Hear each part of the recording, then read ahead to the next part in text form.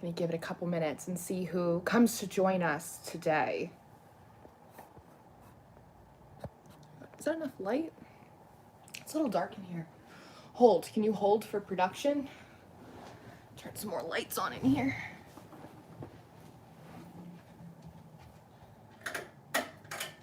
Should be a little bit better. Should be a little bit better.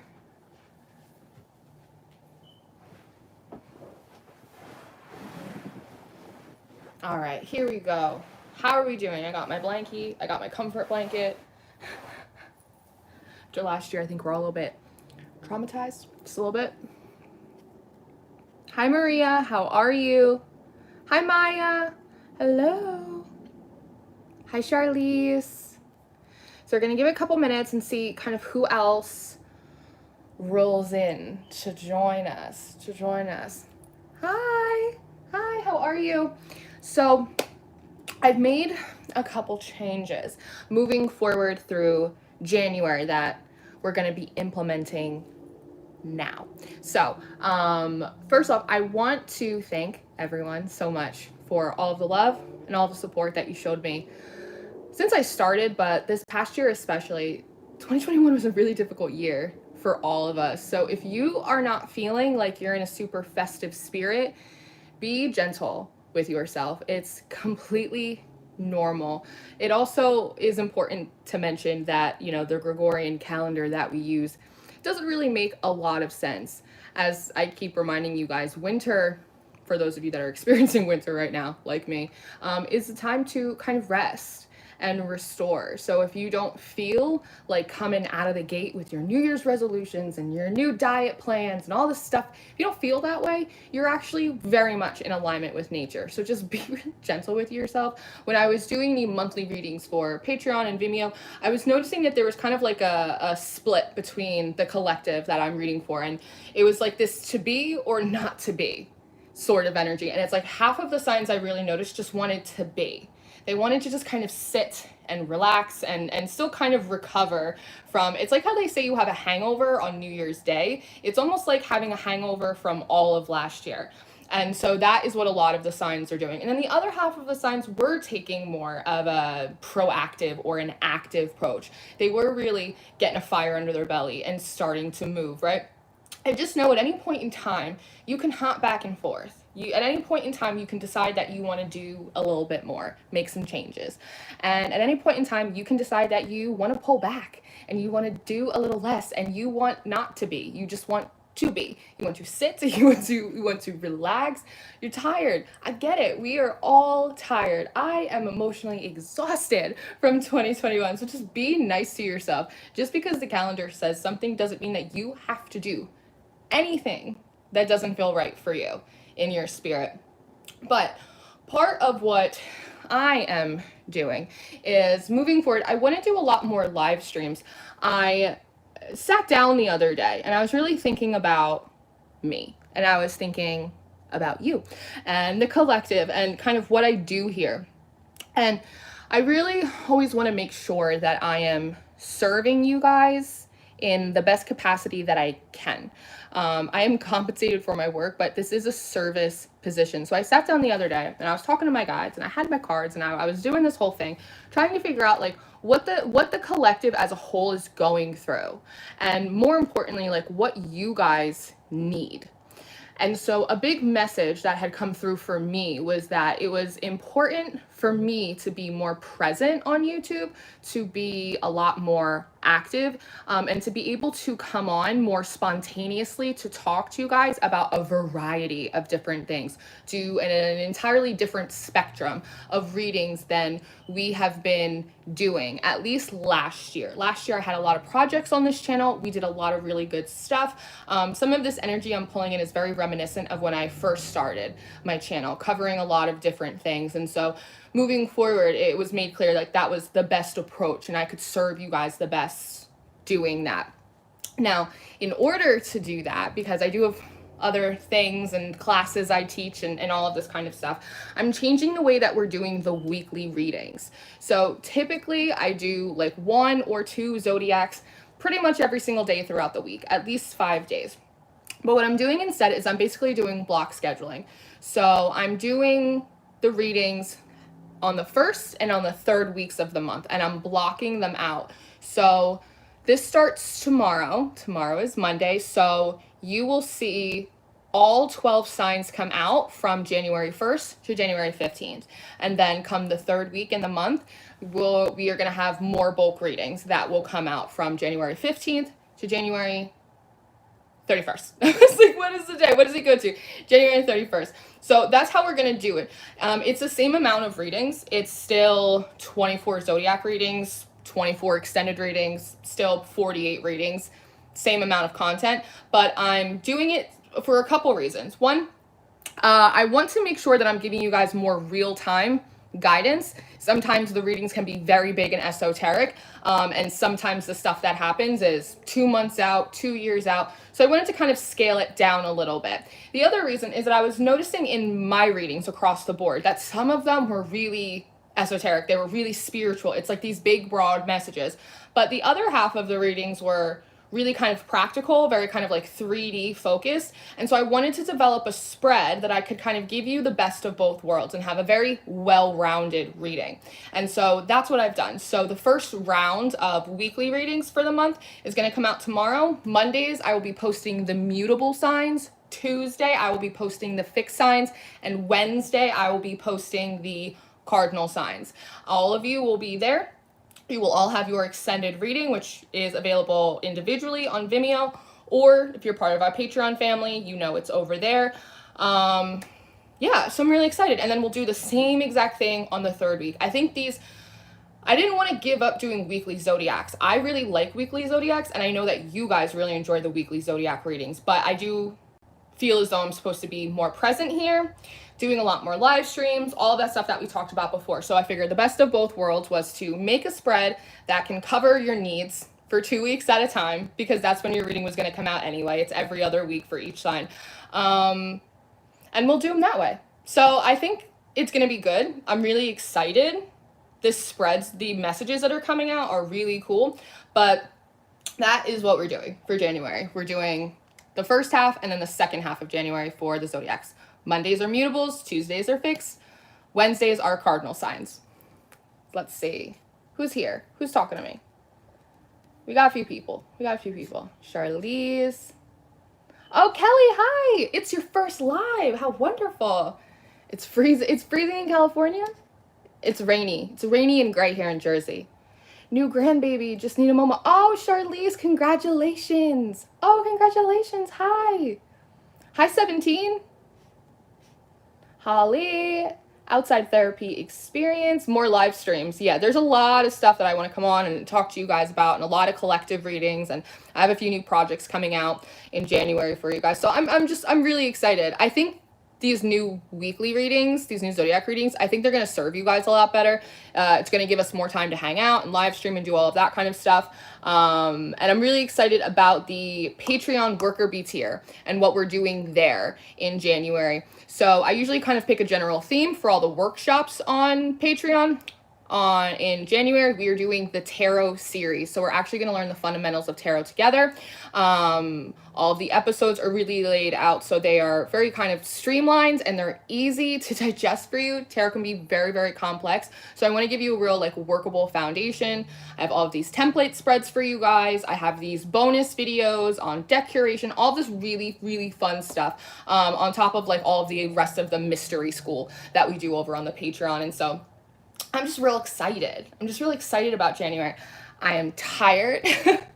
I've been preparing for January and rearranging things for most of December, which one of the last live streams that I did, I told you, I was like, I might not be around that much in December, but it's because I'm really kind of restructuring and consolidating a lot of different aspects. So that way in January, but just this coming year in general, I'm serving you in the best way that I can, while also giving myself like a very manageable schedule, because I do this and I'm on the Patreon with the mystery school and I do personal readings. And so I just think it'll be good for you. It's going to be good for me. It's just going to be good for us in general.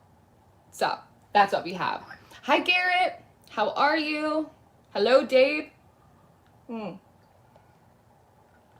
understand the assignment. I understand. And that happens when you have any kind of creative platform. You will consistently need to be asking yourself, right? What am I doing? How do I do it more effectively? What is the purpose that I'm trying to accomplish while I'm here, right? And so periodically I check in, especially as like I grow and I change, and the style of my work that I put out kind of evolves over time, right? It's like you kind of, I say it to you guys all the times in the weekly readings that sometimes the most effective change that you can make, it's not these big, huge changes. It's these small little adjustments, right? So that's what I did. I made a bunch of small little adjustments. You know what I'm saying? But I have a couple decks out here. I don't know what we're going to use. But I'm going to pick one, make sure all these cards are as I need them to be. And then we'll get started. Oh, that's another change. So typically, for whose ever birthday month it is, I post your monthly reading over here on YouTube. I'm not doing that anymore. Instead, I'm going to do one of these monthly all signs for you guys and cover those energies, because it serves more of you, So that's what we're going to be doing.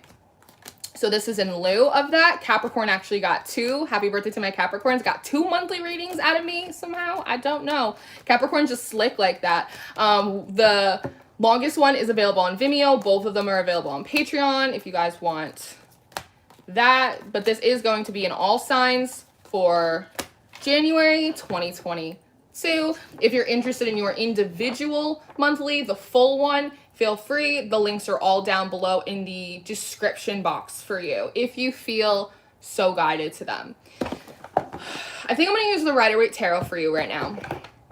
Which oracle deck? I would like to pull an oracle card for each of you. Do you want the Elemental Oracle or do you want the Wild Unknown Spirit Animal Oracle? I'm going to let you pick. You pick which one you want, and that's the one we'll use. I'm kicking the can. I'm kicking the can down the road. I feel like it's still very dark. I guess because it's just a gloomy day here in good old Jersey. Garrett's in the house. Yeah, come in for a hot minute. And then watch the replay later. Hi, Lorraine. Animal Spirit. Hard choice. I know, Sherry. It is a hard choice. Elemental. It's gonna be. You're in Jersey too?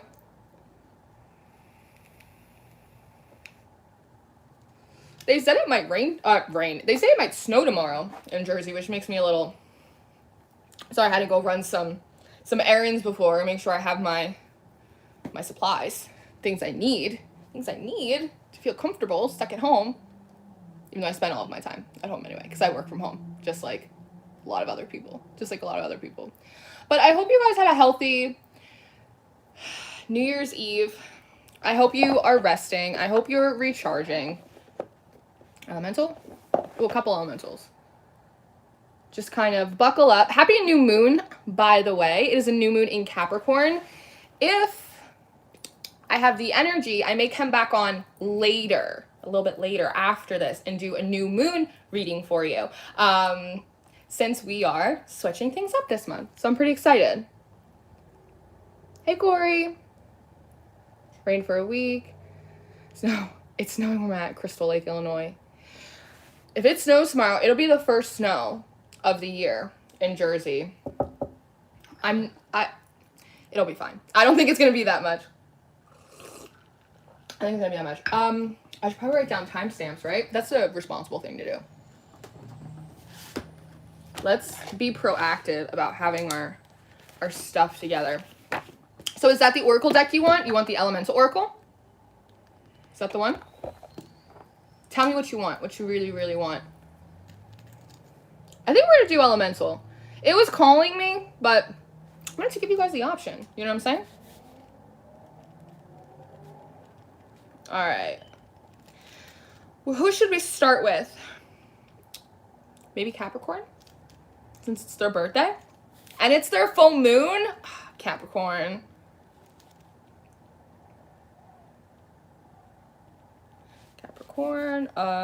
Like, how does this work? Aquarius.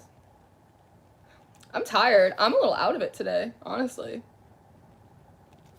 But we're gonna make this happen. because I made a commitment to myself to do this live stream today. Is it Aries,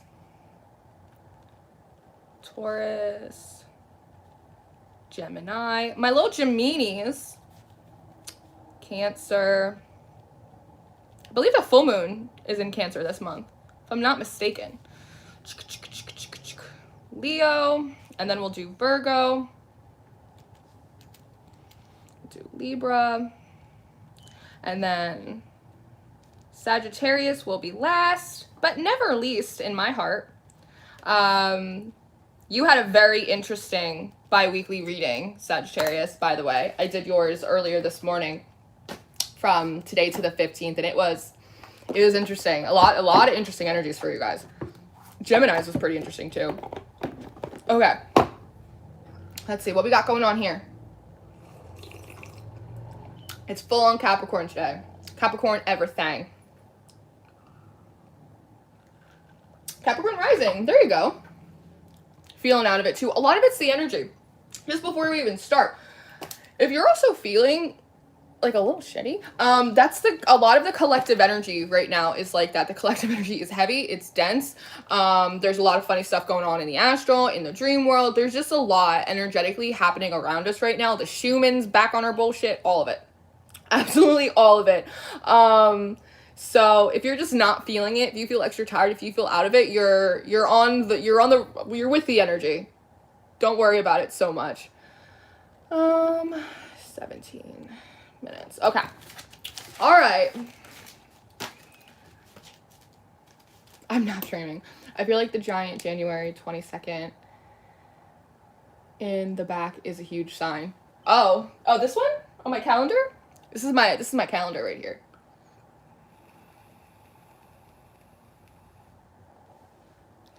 I think it's going to be a good month, honestly, for everyone. Better than expected.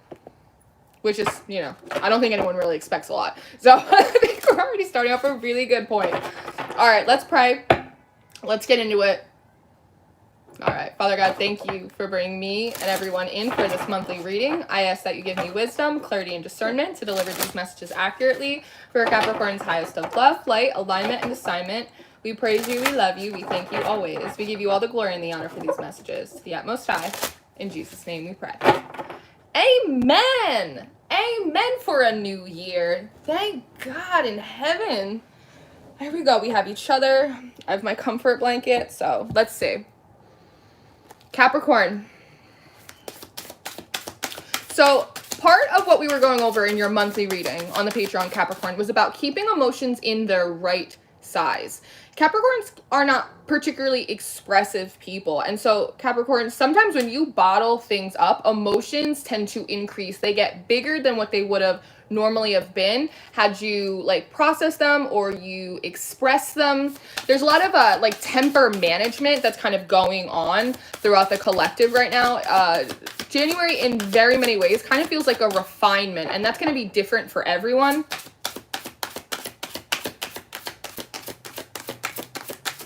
I was about to say, I was like, maybe Capricorn doesn't. Oh, of course you do. Look at you. So Capricorn, for January, you have card number 7, Darkness, the Moon. I think there are these aspects of you, Capricorn, that are really coming forward this month, and a lot of it has to do with your vulnerability. The image on this card is of a woman, and even though there's so much power in feminine energy, there is a softness to it, and that softness makes one feel very easily accessible. It can make you feel very vulnerable. And so I think in very many ways this month, you are being asked to see what you may consider to be a vulnerability as a strength instead.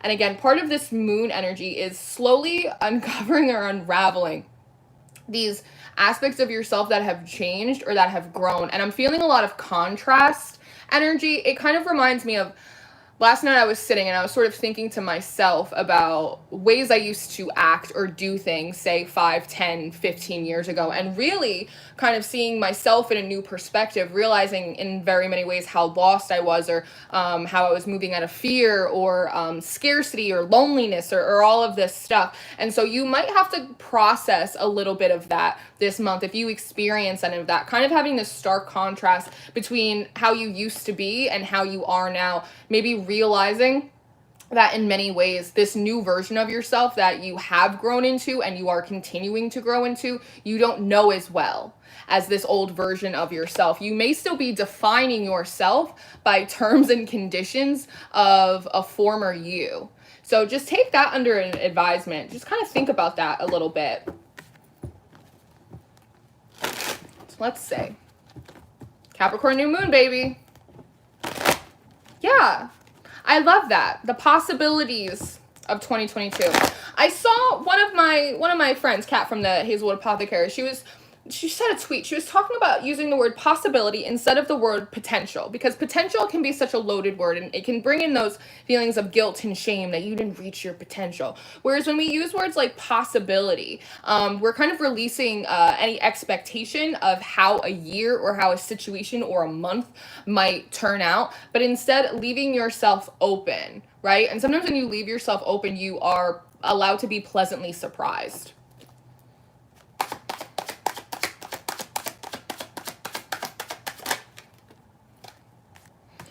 All right, so we have the Queen of Swords in reverse. There's something about not letting your truth make you cold, Capricorn. This seems to be really important. Sometimes when we go through certain situations, the truth of what was done to us or of what we went through, it can kind of harden us a little bit. And so there's this feeling of being able to objectively look at your past or objectively look at your truth, but through a lens of compassion, right?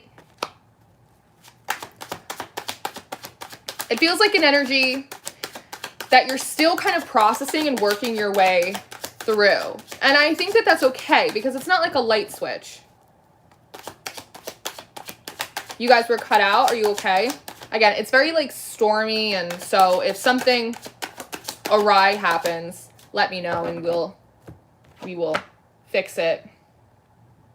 Hi, Kirsty. Hello. All right, so you have the Hangman. There's a difficulty in changing your perspective right now. Again, that might go back to the way that you define yourself. Another thing that we were talking about in your monthly reading over on Patreon was this feeling of hyper defensiveness. And again, I think a lot of that comes from a lot of the experiences and the difficulties that you had to traverse this past year, but you haven't been able to like fully free your mind or your body of that. It's kind of like your body is still holding a little bit of a stress response. And so I think this month is a good month to kind of work on healthy coping mechanisms for stress, really kind of monitoring any sort of intrusive thoughts.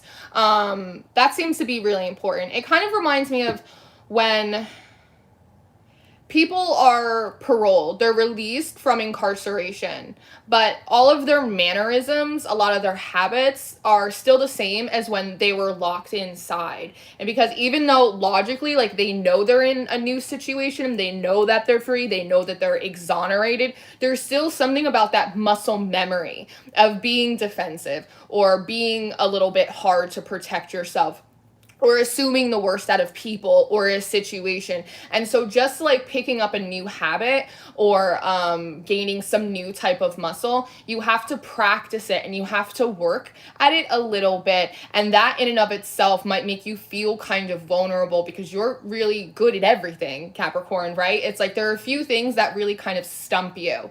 Hi, Jenna. We're on Capricorn. We just started.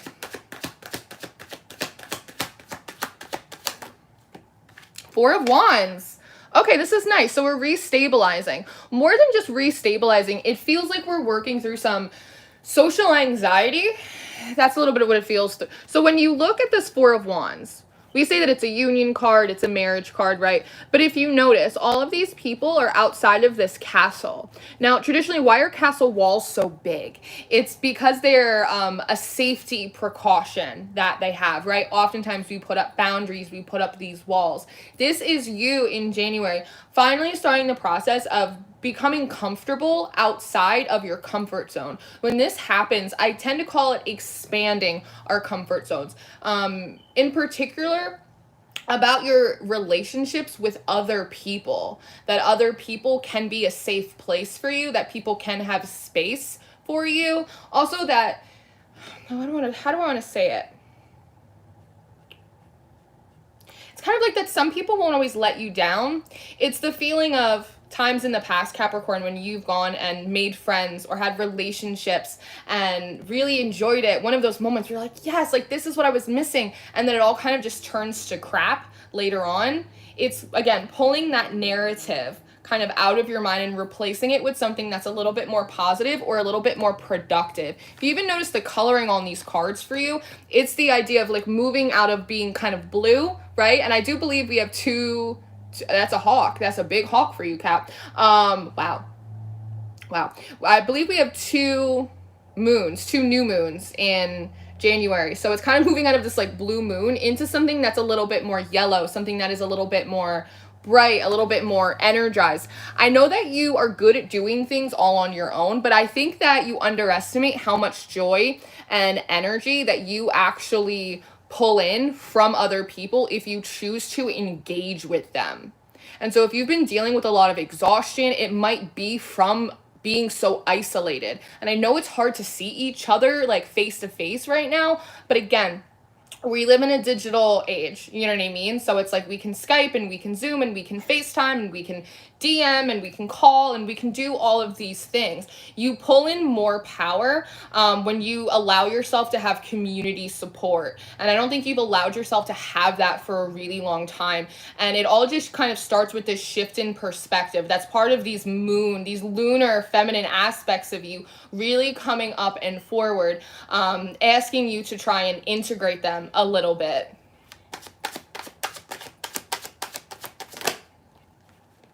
Here you are, Capricorn. Discipline. I have things to do is kind of what I'm hearing. This is part of this muscle memory. It's the idea that you make sure that you're busy so that way you don't have time to have plans. You make sure that you're tied up to something. So it's like you don't have room to agree to any engagements or to any collaboration. Like you already make sure like you're fully booked. Because if you're fully booked, then you won't do anything with other people and then you won't be disappointed. But then you're isolated, feeling drained, and you're kind of disappointed anyway. And that might be some of the energy that can sometimes harden the spirit, right? Some of this is how you treat yourself as well. By learning to be gentler with yourself, again, back to that Queen of Swords in reverse, and learning to look at yourself through a lens of compassion, Capricorn, it may help you do the same thing when it comes to others. It's the feeling that you hold yourself to a really, really high standard, but you also hold other people to that high standard. And if they cannot meet it, you can become very disappointed. And so I think that, again, by looking at possibility as opposed to potential, we can kind of leave enough room to see where people are and to let yourself be where you are as well, in very much of the energy of non-judgment about yourself or about other people, which makes it easier for you to harmonize and create deep connections and have that really energized experience that happens when you allow other people to support you and be near you. No man is an island, right? Thanks, Charlize. You're so sweet. Yeah, feel free to look at the Shufflemancy, too. Do a little music divination for yourself. Beautiful. 6 of Cups. So January is really a month that, it's so funny. Allowing yourself to be comfortable this month is actually you stepping outside the comfort zone you set last year. The 6 of Cups talks about the familiar, going home, sharing old memories. People call it's just a blast from the past card, but it is so much more to do to that. It has so much more to do with than just that. This is old friends. This is your family. These are the places that you've been at a lot and give you that sense of home or that familiarity. These are safe spaces that it might make you uncomfortable to say, I am safe. I can trust these people. If there's resistance there, lean into that, because you have the Page of Wands coming out for January as well, which is feeling really energized, feeling creative again, really kind of getting that fire back in your belly. Instead of being like steel, instead being more of a lantern and letting that shine. And where do we see that lantern typically? We see it in the Hermit card, by knowing thyself and allowing other people to see where maybe you have some soft spots and be a little bit brave and allow those people to show up for you, because it's almost the idea that I can see this Page of Wands even being an aspect of other people feeling very curious about you. There's an air of mystery that you have because, again, you keep a lot of yourself covered and sort of tucked away. And so part of stepping outside this comfort zone for you this month has a lot to do with allowing other people to see you, because they might be really fascinated by you. They might want to learn about you. They might be really excited about who you are and what you're doing. And that can be a really beautiful feeling for you if you allow yourself the opportunity to have it. By stepping outside of your comfort zone in January, you will expand it and become more comfortable, especially when it comes to other people. King of Swords, and here you are, making a judgment call because it feels like it's the right thing. There are parts of you that no longer wish to be denied by you. And so January really is a month where, again, we're kind of working through some of this hyper defensiveness, putting emotions kind of at their right size and allowing yourself to experience kind of the finer things in life, which is love and support and friendship, right? And I think that's really good for you. I think it's good for everyone, but like I particularly think it's good for you, Capricorn. Hi, Ario. Hey, girl. I was hoping you'd find me over here. I was going to send you a message, but I was like, she won't find me. It's fine. Let's see. So we'll call that, what was that, like 18 minutes? We'll call that 18 minutes. So we're going to do next. We're going to do Aquarius. Look, Ariel's so popular. Arctic air conditioning. Open a window. That's so funny that you said that because I feel like I'm having a hot flash. So it's pretty on point for me. I got a Capricorn North Node, so.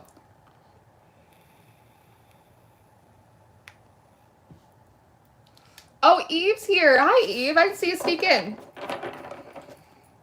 There's so many readers to seek advice from, but you will be. Trigger the real catalyst of DPIing. You get to the bones. Thank you so much. That's so sweet. I try. I just try. I try not to pander to you guys.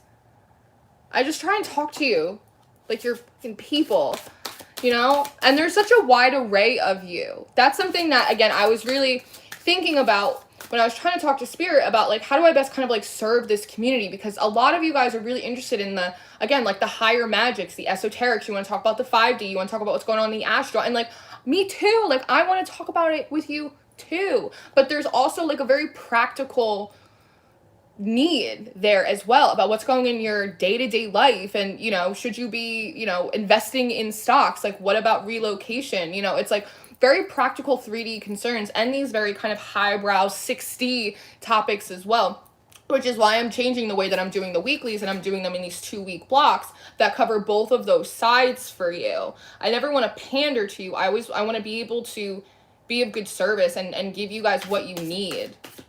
That's the whole reason I'm here. Plus, I love it. I love you guys so much.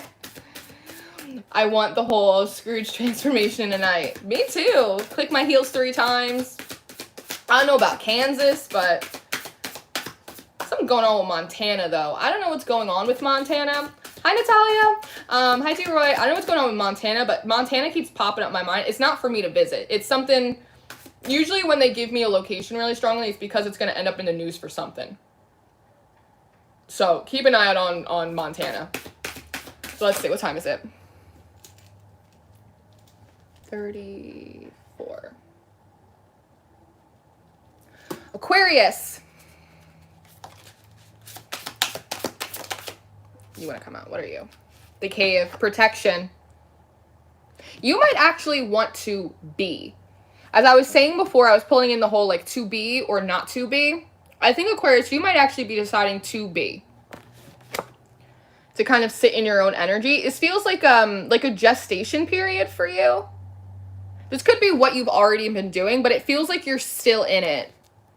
17, that breaks down to an 8. It feels like you're kind of finishing up the final processing. Part of that's coming through for you, as in, like, emotional processing.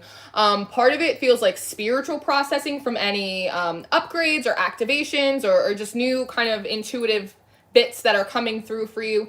Part of the processing too is they're kind of showing me like data, like coding on a computer. So some of you might actually be in the process of upgrading, rebranding, reprocessing some of your passion projects, your business, if you're a business owner, like marketing, like stuff like that. There's a lot kind of uploading for you.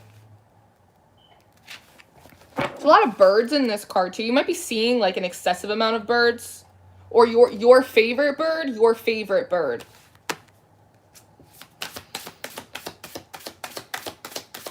Anything else want to come out for you? Yeah, I thought so. Dark matter, mystery. There's this feeling of wanting to be really prepared. If I'm not mistaken, your January monthly reading was called like when preparation meets opportunity. Part of dark matter is that in which is unexplored, either by you or because it just hasn't been presented to you yet. It kind of feels like a blank slate in front of you. You might have actually done a lot of work to release expectations and you don't really know what's coming, but there is this feeling of kind of wanting to be prepared for anything and everything. Again, emotionally, spiritually, professionally, like just having all your ducks in a row. I think that is a solid strategy, but I also behoove you to be a little bit mindful of that because you can easily work yourself into burnout this month by doing that, or fall into one of those perfectionist sort of loops. We can get in those cycles where the ego will have you trying to heal and trying to be perfect and trying to have everything set up just as it should be. And sometimes it's just too much for the nervous system. If you feel a little bit under a pressure cooker at all this month, just return back to the cave, return back to yourself, be present, reset, put things like we learned in Capricorn, make them right size for you, especially when it comes to obligations and duties as well. Make sure that what you feel is an obligation is actually an obligation and not just something you are throwing onto your plate because productivity makes you feel valuable. Yes? Yes. Tired at deep level. A lot of birds. A lot of birds. I've been seeing a lot of hawks. A hawk is like it's a big number for me, or a big number. It's a big bird for me, but I've been seeing a lot. I saw 3 hawks today. So let's see, we got the 9 of Queen of Swords again.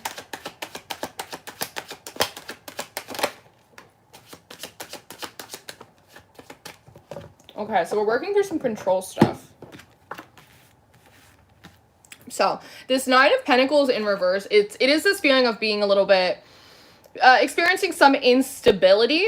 Some of you, interesting, some of you might be struggling to kind of see the value or the worth in like what you bring to the table. Again, that could be professionally. It could also be personally, because I do see the 2 of Cups out here as well. I think you're just working through a lot of self-worth issues. That is not uncommon, especially if you're in a gestation period of a rebirthing process, right? Because now that I'm kind of looking at this dark matter again, it's kind of, I can see this very much being like kind of moving through the canal into the new, right? And how sometimes it gets a little darker, sometimes things get a little worse or feel a little bit more unstable right before they sort of fuse together. So just be mindful of that before you set off kind of any alarm bells. It's when you're in a vulnerable position, when new aspects are coming out, when you're laying a lot of things to rest, you're a little bit all over the place. It's normal to not feel super secure in that. For some of you, this also has to do with like a money thing.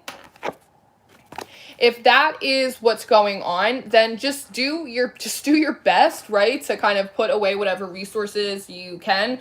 The universe always finds a way. You always find a way. Don't beat yourself up for what you don't have or what you could have done with what you did have in the past. Just, again, preparation. Just kind of develop like a little bit of a strategy for yourself moving forward, how you would like to, or how you would better allocate like your time, your resources, stuff like that. Because again, the Queen of Swords wants to come out again in reverse. And so this just feels a lot like self-criticism for not being enough, not doing enough, not being farther, which is kind of interesting. And I understand that energy because in the beginning of a year, right, you either feel really energized and excited to start all of this new stuff, or you can feel really down on yourself about what you didn't get to accomplish over the last year. You can kind of choose your approach, but the 2 of Cups is kind of asking you to come more into harmony with that. It's almost like forgive yourself I don't know if you need forgiving for whatever happened in 2021, but just forgive yourself for not being farther along than you thought that you would be. Kind of just be nice to yourself. Some of you struggle with connecting to others because you don't feel far enough along in life. I don't have my money straightened out. I don't have my housing straightened out. I'm not where I want to be. I'm not as successful as I want to be. I don't want to come into union with anyone, friends, romantic, business, otherwise, until I feel more secure.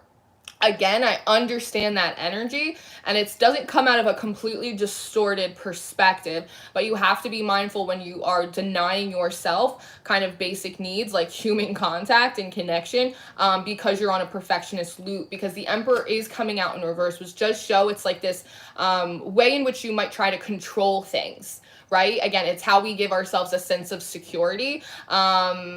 When maybe the environment isn't providing one for us. I do see the Chariot coming out though, which means I do think you move through this energy relatively quickly. And then you move again back into kind of productive preparation. But first, there is this processing energy. Again, emotionally, spiritually. The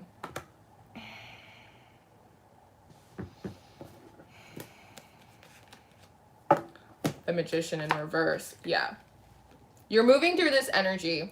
And Junite is coming through for you as well this month, Aquarius. It's that the process that's going to work best for you is not the normal one. You might have been trying to operate within kind of like a very patriarchal, capitalistic kind of construct. Like, it's very the way the world does it. But the way you might be most successful might be something, it might be in a way that is a little bit more unique for you, a little bit outside of the box. You're an Aquarius, so that's not super uncommon for you, but you might again fall into some of these controlling, I can't talk. It's Mercury pre-shadow. So as I was saying in one of the videos earlier, just prepare for me to kind of pause and stutter for a full month. But it feels like you have these mechanisms that you do to control the things that are going on around you. And what can you control around you? You can control how much you isolate yourself. You can control how much you restrict basic pleasures for yourself. You can constrict how much free time that you have. Like, you can restrict all of these things. But the only person that really suffers in it is you. And so it's important to be mindful of that, not to fall into these behaviors in which you are punishing yourself for not being farther along, when like every day is a new day. At any point, like we were saying in the very beginning, at any point you could just decide like, this is the day or this is the month or the week where I'm going to start a new routine or I'm going to start a new project. You can do that whenever you want. So just be mindful that productive preparation as opposed to perfection is really going to be kind of your winning strategy this month. Yes? Yes. And if you start feeling a little bit pushed in upon, feel free to return back to the cave. Return back to where it feels safe, where you can gestate and kind of do your thing. That's a big raven. That's a big raven in the sky. I feel like Snow White. That's how I feel. I feel like Snow White. So odd. It's so odd. No aqua, but I'm going to savor that nugget for myself. Oh, good. I feel like Saturn could consolidate his empire. Capricorn. My friend is listening and says, does she smoke tarot cards? Like, how does she know? How does she know? No one's going to know. No one's going to know. I have to go back in here and reset these. During retrogrades and especially during Mercury retrograde, even in the shadow periods, it's really common for those of you guys who are readers, for an excess of your cards to come out in reverse. It's just kind of the way the energy is. So if you see me periodically go back in and reset them, that's why. I want to make sure they are valid reversals and not consequential reversals. You guys are funny. But like I was saying before, they're like half of you guys are kind of chomping at the bit to start your new stuff, and you are. But then the other half of the collective is just kind of wanting to sit and make their way through this like post-2021 hangover. Now, the thing is, and I was talking about it in the monthly readings, is that there was a lot of goals. There was a lot of things that everyone everyone wanted to accomplish last year. I had big goals for myself last year, and some of them I hit, and a lot of them I didn't. But it was a 5-year. 5 is change, it's conflict, it's transformation. But the impression that I was getting was that a lot of the things that you were really working to stabilize last year are things that will actually be stabilized for you in this year, because 2022 is a 6th year. A 6th year, which talks about stability. And so for those of you that have really kind of been just like hanging on a little bit, just kind of holding on to hope, I think that it was well justified to do so. I think there will be a lot of pleasant surprises this year. Am I going to say it's going to be the best year of all of our lives? No, because we don't know that, but it'd be great. But I think that if we can move through this new year with a little more hope and a little less cynicism, I think that that would help everyone individually, and I think it would help us collectively as well. I think that a big theme that had come out in the monthlies is about productive conversation. It's real easy to kind of grumble a lot at the end of a very hard year, but there is definitely an emphasis on making sure that you are a part of productive conversations and not destructive conversations. Be mindful of the company you keep. Be mindful of what you decide media-wise to imbibe, right? That's part of the to be or not to be. Like, do you want to be a part of this, or do you not want to be a part of it? And you have free will, and you could change your mind at any time. Feel free. The Mighty Mighty Boss Stones. That's so funny. Let me see. Pisces, 46. All right, Pisces. My little fishies. Come here. Pisces had a really nice monthly reading. You were really minding your own business, from what I remember from your reading, Pisces. You're just like sitting pretty in the 9 of Pentacles. You were feeling a lot of the opposite of Aquarius's energy. You were feeling really solid in yourself. I did notice like a few old threads, like old people and things kind of coming up for you, but you didn't really seem interested in them at all. You were very happy to let go of old lines, old threads, which is really nice. I think you kind of surprised yourself a lot with that in January, kind of how far you come, how unattached you are to the things that used to have very much of a hold on you. All right, come here. Come here, Pisces. Yeah, that's what I'm talking about. Fecundity. Rain. 35. Beautiful. This talks a lot about fertility. There's also something very cleansing. It's kind of a... It's so funny. They're giving me the image of a car wash. It's that feeling of like when everything's like very spick and span. It's like going through the spin cycle one more time. There also might be like one last purge emotionally that you have, but I actually feel like you might have a moment this month, Pisces, where you're kind of crying like happy tears. See how it's still kind of bright and it's yellow and it's like it's very springy and it's very beautiful. There's almost like a sigh of relief that I feel you have this month. Water too. Some of you might be working a lot with water, like water scrying, spiritual baths, like stuff like that. If some of you guys kind of call in corners or work with a specific element. Some of you guys also might be getting more into like physical magics. But you feel really bright. Your energy feels really bright. It reminds me of when it rains on a really sunny day in the summer and all the kids go outside and kind of like dance around in it. It's that kind of feeling. Fecundity. It's very fertile. 10 of Wands. You crossed some kind of threshold. It was heavy. This was not a fun trip for you. If you've actually been experiencing like any kind of random back pain, that might be like a confirmation for you. But you made it over some kind of threshold. But it hasn't been easy. So there definitely is a bit of a cleansing, just a little bit of a reset to kind of get you back to even. But you don't feel hardened by it. It's this feeling of like, it's worth it. Like you knew it was worth it. You knew going through the challenges you went through last year was going to end up being worth it for you.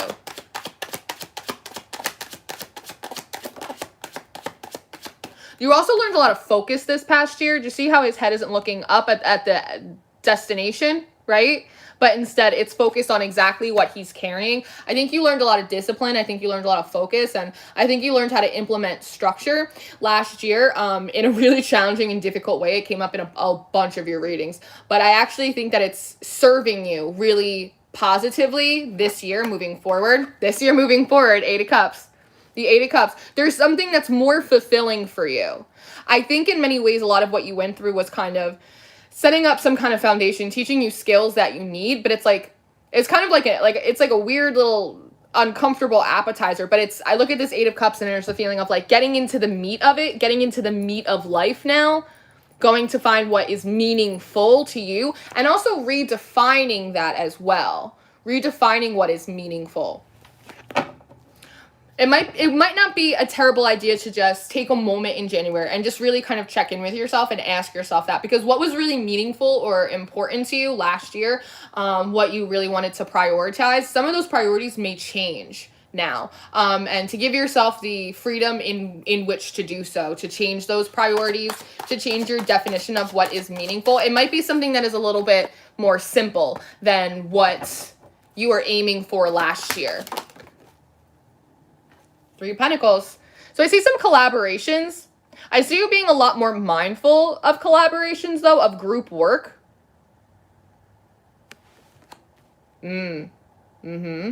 So each person in this Three of Pentacles has a job. And so I think it's really easy for you, Pisces, to take on more than your fair share of the work. And then you end up taking on more than your fair share of the burden. Some of this Ten of Wands feels like cleaning up maybe some other people's messes, or going through the process of having to undo some stuff that you went through with other people.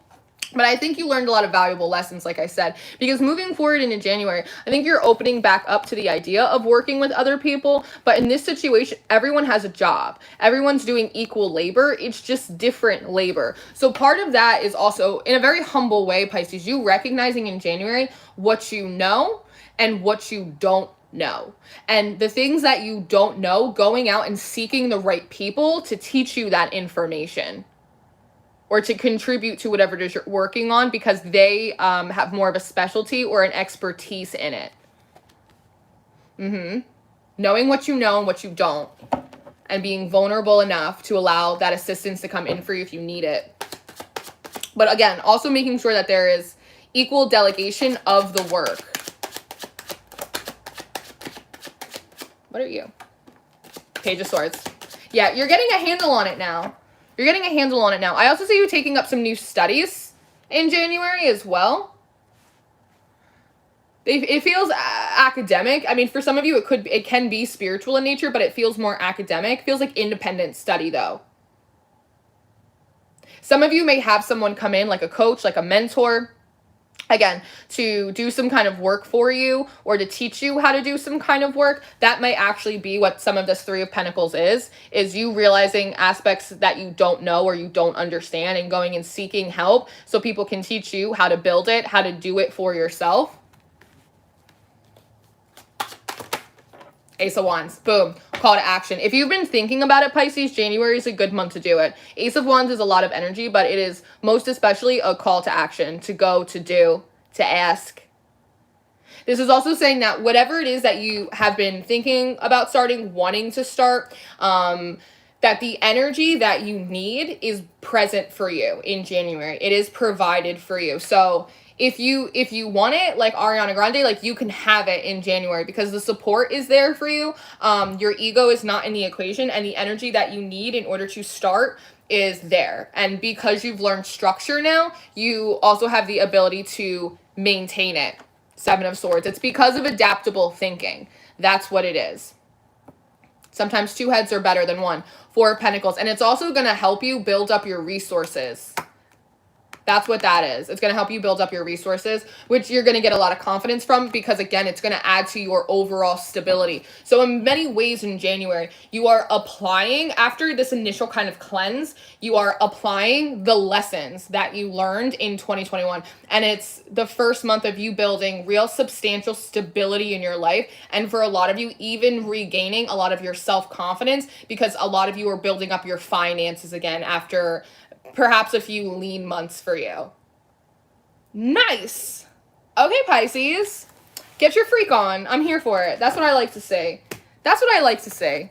Honestly, the Pisces are probably happy with that because I usually end up giving them some of the toughest readings. So it's nice when they get an easy one.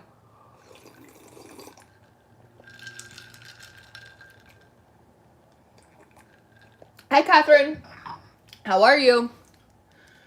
Capricorn, Aquarius, Pisces. We're about to do Aries. Gemini Sun, Pisces Rising. Those are good placements.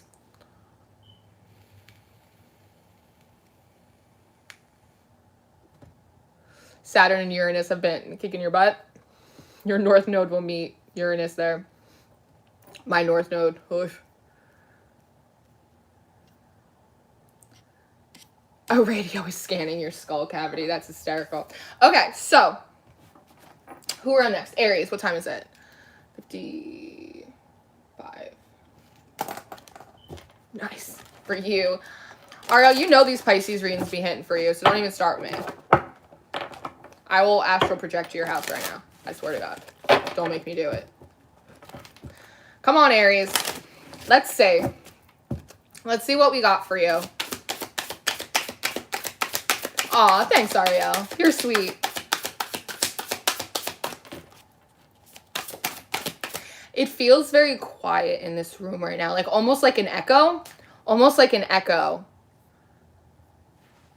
How interesting. It feels like there's a lot of spiritual clutter. It feels specifically spiritual clutter is being cleared out for you in January. It might actually freak you out. Like if it feels like your guides or like the energies you normally work with, if they're not as vocal. There's also been a big energy collectively about like a changing of the guards that because of the new experiences and the new lessons the collective is going through this year that there may be some new guides or some new ascended masters or just some new spiritual energies in general, land spirits, earth spirits, whatever it may be, even ancestors that come forward for you to help you with kind of like this new leg or this new phase that collectively we're all moving into. But just that like very silent, echoey feeling, it almost like creeps me out a little bit, but I know it's not creepy. I think that might be happening for you, Aries. You might be a little bit confused, but this is okay. So this came out in one of the readings I did yesterday. I don't remember, but I think it was Virgo's.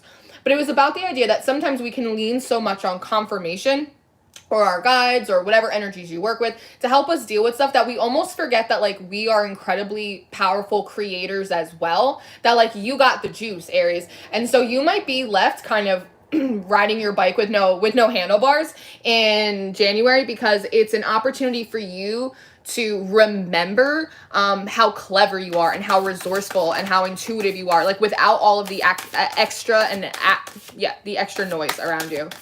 I wanted to say access, but maybe you've just had a lot of access around you, like just like a leaky aura, like just too many people, place, and thing having access to your energy, because that word really wanted to come out. I just got hit with a wave of energy too. Richness, marine life. That's interesting. By actually having less around you in January, Aries, you actually get to feel more abundant. That's really interesting. Sometimes we feel like we need more. We need more confirmations. We need more things in order to make ourselves feel whole. But sometimes taking away all of that, especially like there's so much going on and like her head is right here. It's kind of like when there aren't as many just the spiritual distractions or even emotional distractions around you, you actually have enough time and space, peace and quiet to kind of explore the intricacies of your own imagination, of your own mind. Some of you might be doing like some more astral work or some astral traveling. Some of you might be looking into like kind of like your origin roots. Like I feel like a little bit like Atlantis energy coming off of that. That's not for all of you, but purity, ice. This is the thing. Abilities are like muscles. If you don't use them, they don't go away, but like they do kind of atrophy. And so it feels like perhaps in the last half of 2021, there are these aspects of your spirit, there are aspects of your abilities, like what you can do, even aspects of like your confidence that kind of got frozen, which means that they're preserved, right? It's like they're just dormant. They're still there, but they kind of thaw out for you this month, and you realize that there's so much more going on inside of you than maybe you even realized before. And so again, I feel this is you really understanding the complexity of your power, and also being much more independent spiritually independent, because you also have endurance and you have this rock. And so, you know, maybe you had to kind of put some of these aspects dormant, right? If you are really fiery personality, if you are very competitive, if like you like things your way, like as an Aries does, but none of the energy around you is conducive to that, like you kind of have to build up that layer, right? You kind of have to work the program. But underneath is an entire root system. It's just like underneath this ocean, there's a whole world happening deep down inside of you that's finally coming up. But the difference is that sometimes when these dormant things inside of us thaw and come to the surface, they're really chaotic and they're really painful, and it's the more shadow work we have to do. But in January for you, it actually feels more like these really positive aspects and qualities of you that are coming to the surface. It's like when you go through a bout of depression and then as you start to come out of it, you remember that you're funny. You know what I mean? It's like, I forgot I was funny. Like, I forgot that I have a great laugh. It's like, it's that kind of thing. Like, I forgot I was a good singer. Damn. Like, it's that kind of energy, which I like for you, because sometimes when stuff comes up to the surface, it's not good stuff, but this is really good for you. It's also finding yourself interesting again.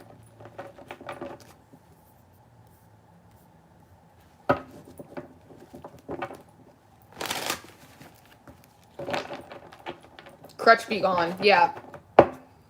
But you also don't need it. Page of Swords in reverse. Exactly. It's these aspects in yourself that you weren't really well versed in. It's like you forgot that you had some of these personality traits, or you forgot that you had like some of these abilities. But it's also like you didn't know that they were missing, so you didn't know to look for them. You might have just felt like something was kind of off. Just felt like a little bit unbalanced. But you have the Nine of Pentacles coming out, which is nice because that is a lot of confidence. This is feeling really secure in yourself. Also taking a very good accounting of like of your fruits, what you offer, like what you kind of bring to the table. You're like, wait, I got a lot more going on for me than I thought I did. And I like that in this card, she does have this falcon on her arm, which is the feeling of there is still spiritual support around you, but they're just letting you be more independent because they know that you can work it out. The Star. Perfect.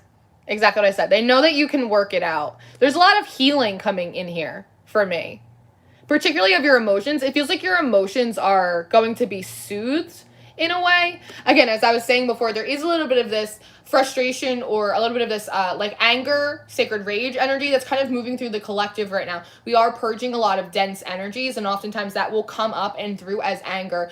So if you've been experiencing any of that, Aries, just know that it's fine. But I do see like this emotional soothing coming in for you, and I think it is coming in because it's this recognition of I am enough. Like, I have what it takes. I have what it takes. But it's just you needed to be reminded of it. And so I think there will be a lot of opportunities presented to you in January where you're going to have to figure something or a few things out all by yourself. But you're going to do it, and then you're going to remember why you were chosen for kind of like a time such as this. Look at that. Ace of Cups, Temperance, Page of Cups. These are all healing energies. These are all balancing energies. You're also becoming softer, which is funny. The more you come into like this real organic sense of power, the softer you become. Normally we get very hard when we feel very vulnerable because we don't feel strong. We don't feel powerful. But this is the exact opposite. The more you recognize the kind of beauty of the complexity of your mind, how well you can figure things out on your own, the more confident you feel. You feel more powerful. And because of that, you feel a lot less defensive. And you feel a lot less angry, and these emotions start to temper out for you. So I think that's really beautiful.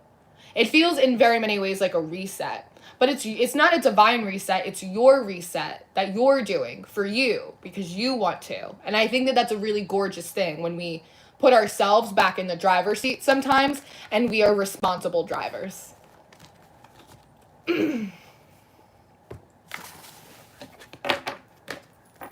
Let's see. Who do we have next? Who do we have next? My boys. It's rough out here. Oh my God.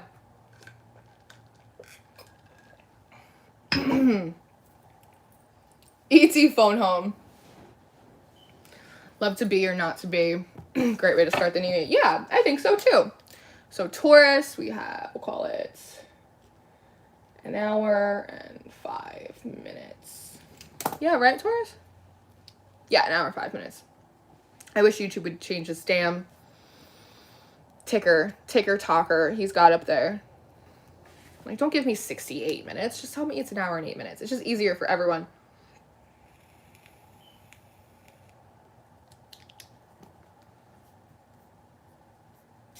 All right, let's see.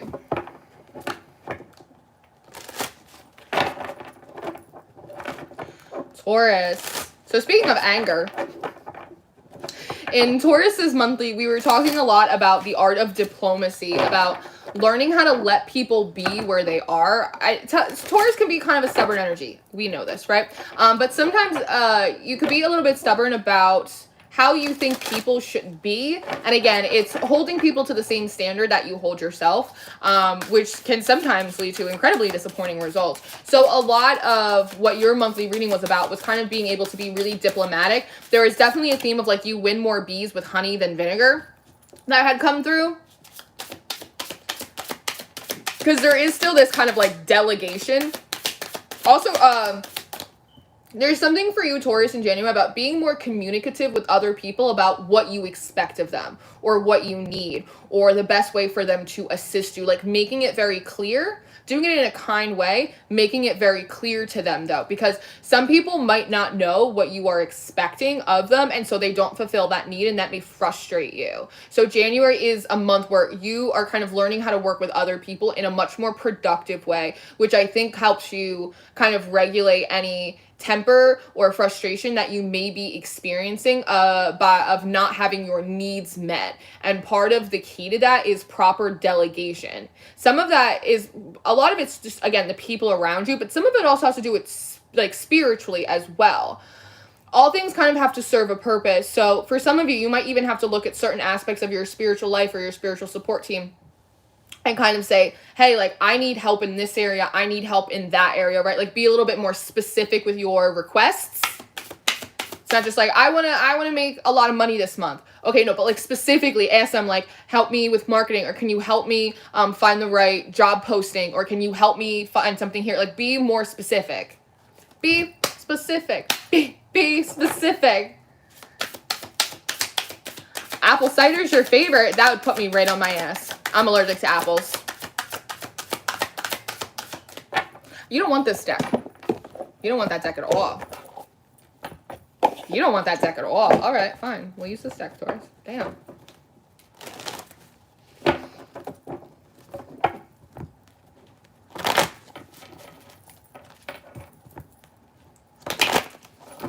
Be specific. Be specific.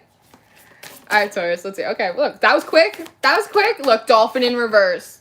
Dolphin in reverse. So when the dolphin comes up, right, this is like a lot of positive karma energy. But this is also like, is friendliness is kind of what it is. It's about telepathy, because they have that kind of sonar radar thing that they've got going on there. This talks about really healthy, positive, positively charged connections with other people, and it's in reverse, right? And so it's a little bit of what Capricorn was going through with the I can do it better on my own, so I'll just do it on my own. But you might be underestimating what people are able to contribute if you're underplaying their skills. And again, maybe they haven't contributed as effectively as they could have in the past, but it might be because you weren't a very good delegator. Again, communicating about what your needs are, like what you are expecting out of a situation, so at least you can have that dialogue. Part of that telepathy message as well, though, is that it feels like psychically or spiritually, like you don't really want to connect with other people. You don't want to share space or share an energy field with other people. I see you trying to push out a lot of kind of like psychic communication, even if it's positive in nature. That's kind of the strange thing. You got a lot of walls up. We got to bring we got to bring them down just a bit. The buffalo, there's your tower moment. Something's going to come in and make you. Did you hear that beat? It was like, I'm sensing, Taurus. But there will be a situation presented to you in January that is going to invite you to ask others for help. Or this could be an expression. The buffalo is incredibly sacred. This could be like a sacred breakdown that you have. Just feeling perhaps a little bit overwhelmed from doing so much on your own. And that is going to enable you to ask for help or really have that open dialogue with people about ways in which you need more assistance, or maybe there is an inequitable share of work going on, like that kind of thing. This feels emotional. Now, this card can sometimes also come through like an activation or a big download that comes in. There might be a big download that comes in for you that makes you realize why you don't ask other people for help. You might have been one of those kids that was like really hyper independent. And so sometimes when that happens, we are very harsh. Again, it's a common theme coming up in the collective right now. We're very harsh with ourselves because we had to do everything by ourselves. And so that makes us feel that way towards other people. But again, we can't always expect us out of others, because not everyone else has our experience or thinks the same way that we do. Right? And again, there is this feeling that by the time you do break down and ask for help, or you need some kind of assistance, it's the situation in you has already gotten so big that when it comes out, it might come out a little bit abrasive. Again, even if people may be around you, kind of very innocently, not realizing that they're not kind of sharing their fair weight in a relationship, in a family, at work, like whatever it is. And so again, by taking these opportunities in January to have productive dialogue, to practice a little bit of diplomacy and not butt heads with people so much, may actually get you the help and the assistance that you want. Whether it's shared responsibilities, allocating of resources, shared work, like whatever it is. And again, the buffalo is very sacred, and so it feels like this is an important hurdle for you to overcome and work through in January, as part of your kind of personal and spiritual development as well. So let's see who wants to come out with the Rider-Waite for you.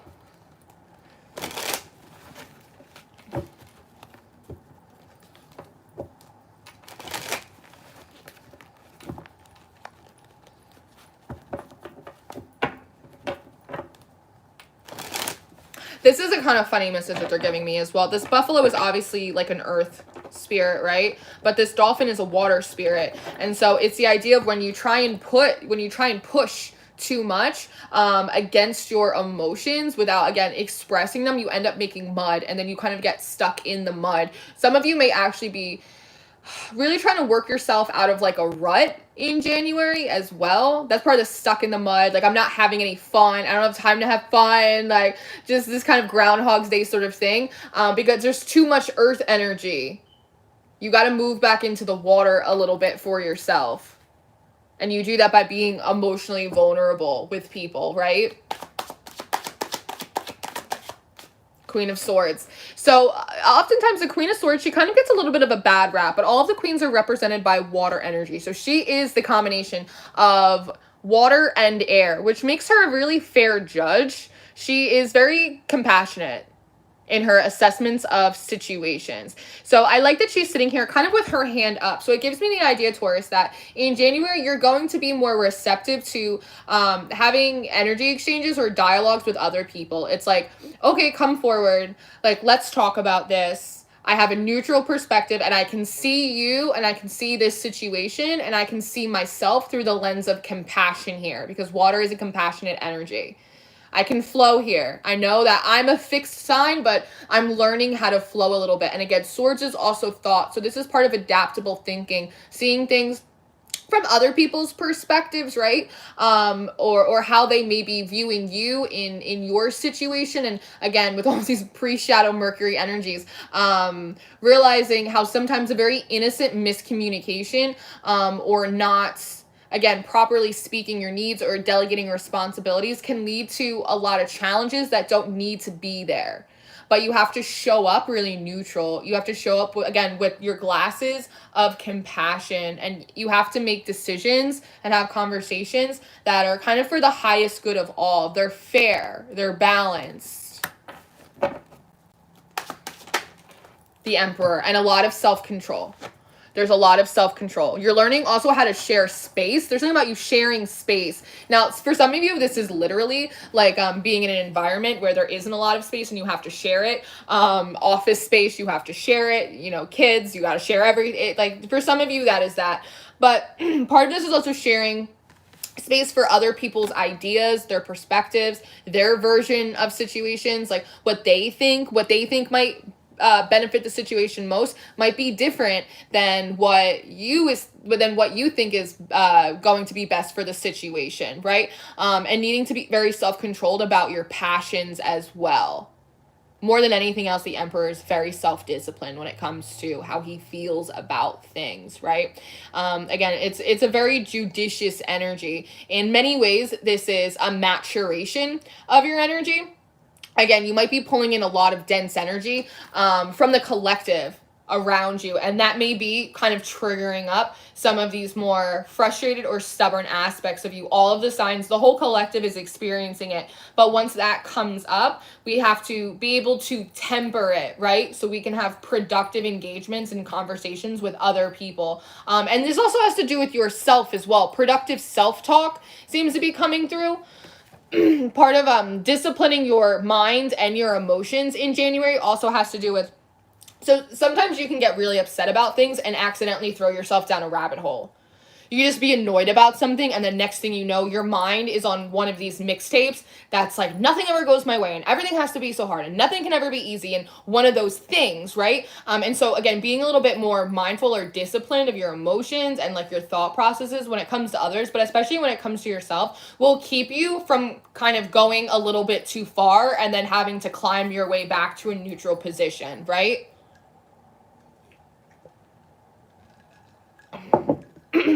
All right, let's see. Knight of Pentacles, slow and steady. Yeah, with the Six of Wands, slow and steady. This is sixes. Remember, sixes are stabilizing. They come after the Five of Wands, which is a lot of challenge and a lot of conflict. So it tells me that if you are able to kind of implement some of these skills in January, you're going to be able to make steady progress. It's not going to necessarily be night and day, but you're really going to start making moves on harmonizing your relationships. And part of this Six of Wands is stabilizing, recognizing yourself for overcoming something, right? This is also you being recognized by other people for successfully being able to be a good mediator in a situation, kind of show up as a really fair and balanced leader, that you are kind of just in your assessments. It also feels like a positive review from other people as well. But there's also this feeling, part of the success and this Knight of Pentacles is also you realizing that things don't always have to be so black and white, that slow progress, meeting in the middle, it's not all or nothing, feast or famine, that actually is how you feel the best. And maybe it was a little uncomfortable or different at first, but in the long run, it's adding to the overall stability, not just for you, but other people around you. Very good? Very good. Yeah. Full. Taking a little bit of leap of faith. Believe it in people just a little bit. Just a little bit, Taurus. Oh,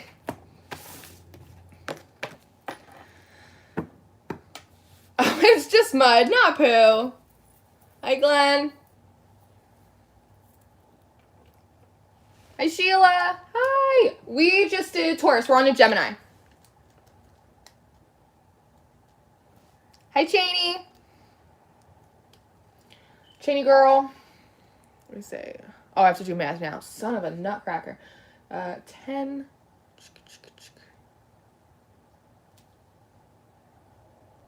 18. An hour and 18 minutes. Honestly, it's really like an hour and 19 minutes. Well, this Aries and Taurus energy sounds exciting. Well, if you don't like the energy, pick another sign in your chart and then go by that one. Do that.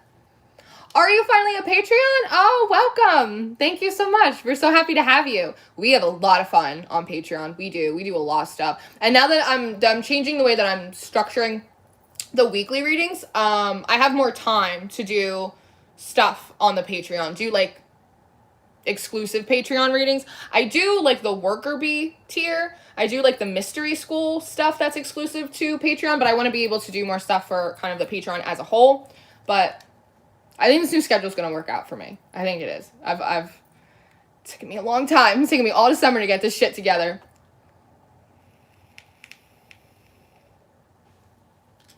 Yay, Patreon! Yes, Janie's part of our Patreon. We're doing our Zoom groups now. We're busy. We're busy bees over there. We're having a lot of fun. So let's see. Gemini. Let's see what's going on with you. Bear in reverse. You coming out of hibernation? Yeah.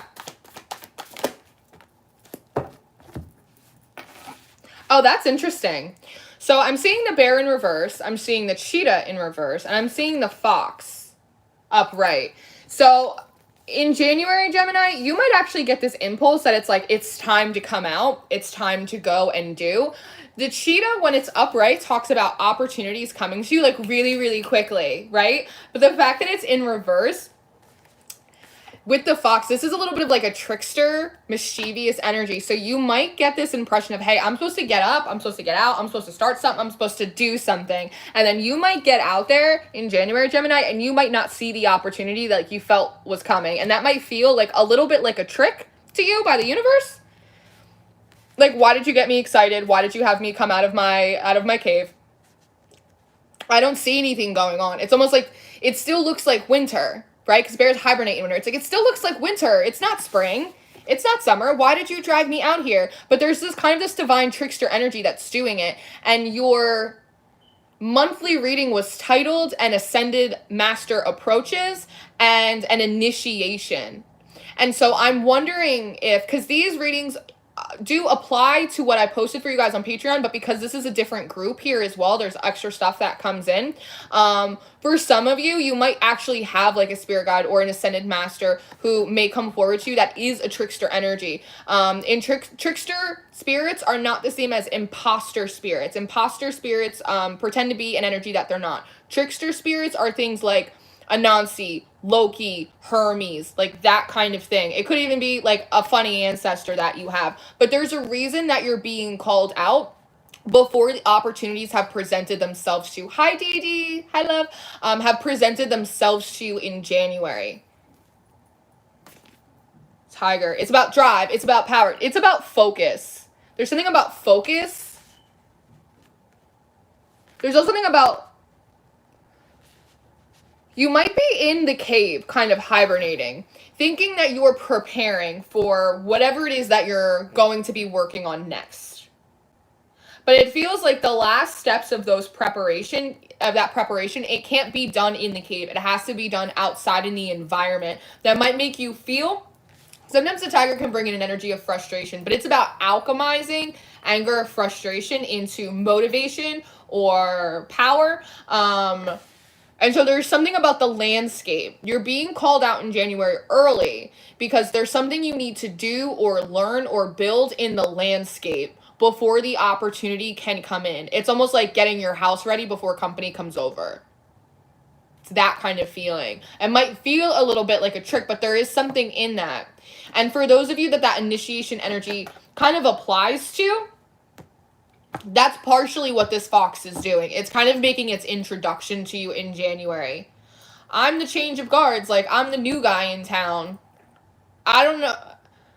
I want to say I don't know how well you're going to like this energy. Because, again, I feel kind of mischievous. But it feels like it's perfectly paired for you. The Queen of Wands is coming out. I actually feel like this Ascended Master wants to kind of speak for itself right now. This very vivacious energy. This is a real go-getter. This is a party starter right here. And that might be kind of the message for you in January, is you kind of have to get the party started before anyone shows up to it.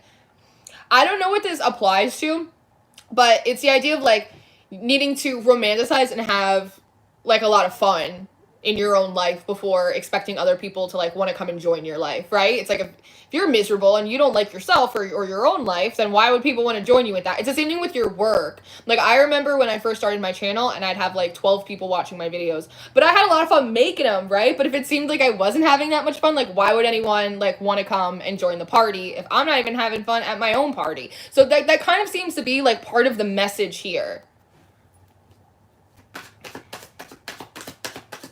They're playing me that Black Eyed Peas song. Let's get it started in here. 10 of Pentacles. Yeah, it really is setting the stage for the community to come in.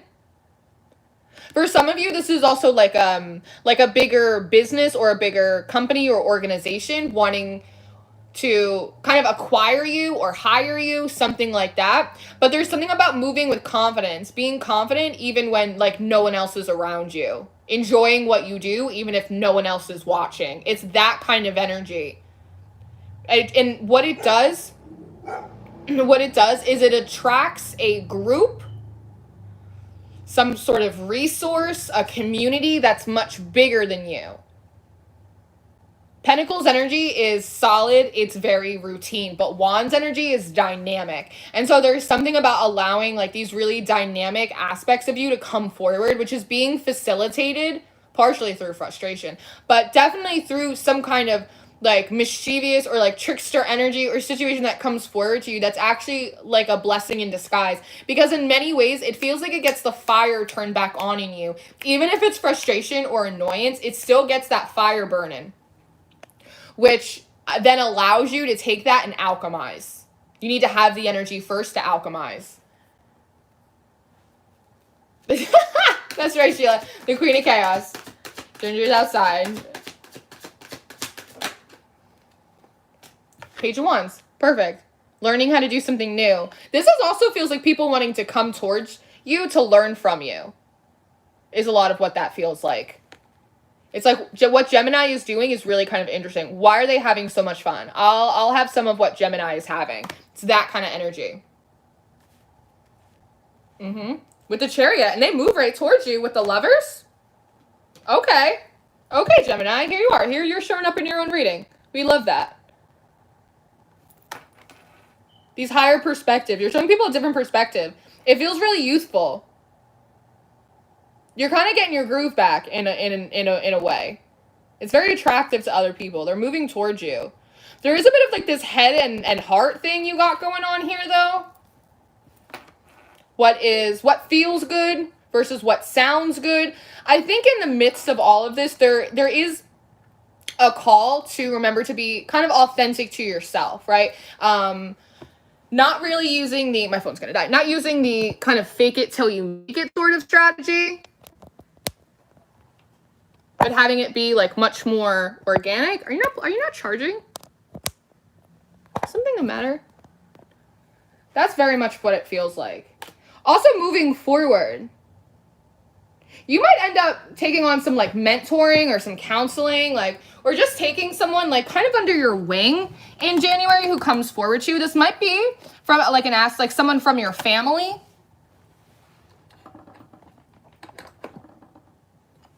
Someone from your family might come forward to you, like a younger sibling or a niece or a nephew or something like that. Yeah. That's really interesting. I like that. Very unique. Yeah, people want to come and learn from you. This is a very unique energy. The Zebra, when it comes out in reverse to me, talks a lot about kind of beating a little bit to your own drum, with the Earthworm really talking about kind of consolidation and recycling, pulling nutrients out of experiences. There's something about someone may come forward to you who almost reminds you of a younger version of yourself, or a version of yourself when you first started doing something before you went through all of this, ended up in a cave, right?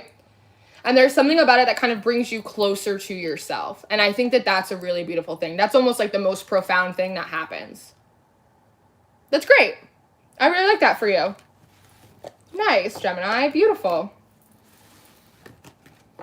Ruh-roh. We need energy. It's like, yeah, I was like, my phone doesn't seem to be charging.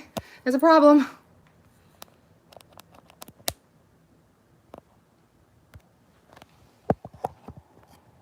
Let me see. I had to make sure. I'm sorry. I didn't want my phone to die like halfway through this thing. Yeah, literally halfway through. I was like, that'd be a problem. I'm not doing another live.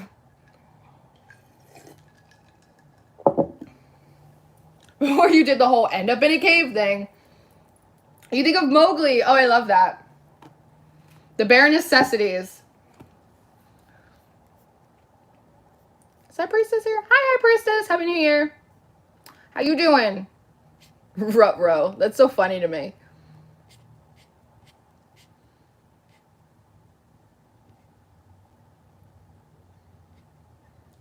There we go. All right. Let's see. Who do we have next? Cancer. Cancer.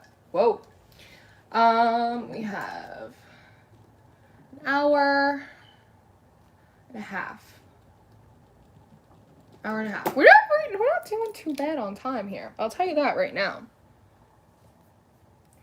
I still feel like it's real dark in this room, but that's all right. That's all right. Let's see. I think we might move back to the elemental for you, Cancer. Yeah.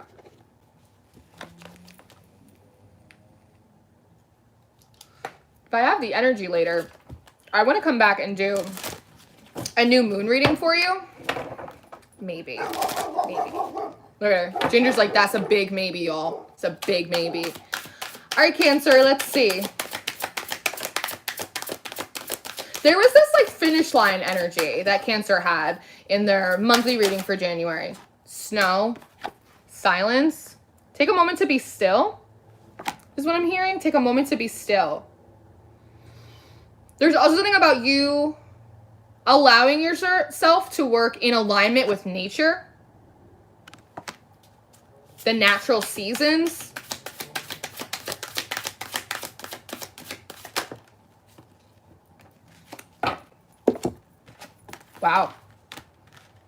Wow.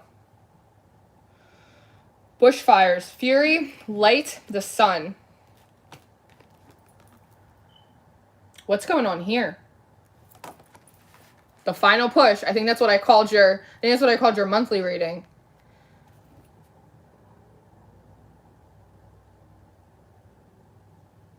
I don't think you're the snow.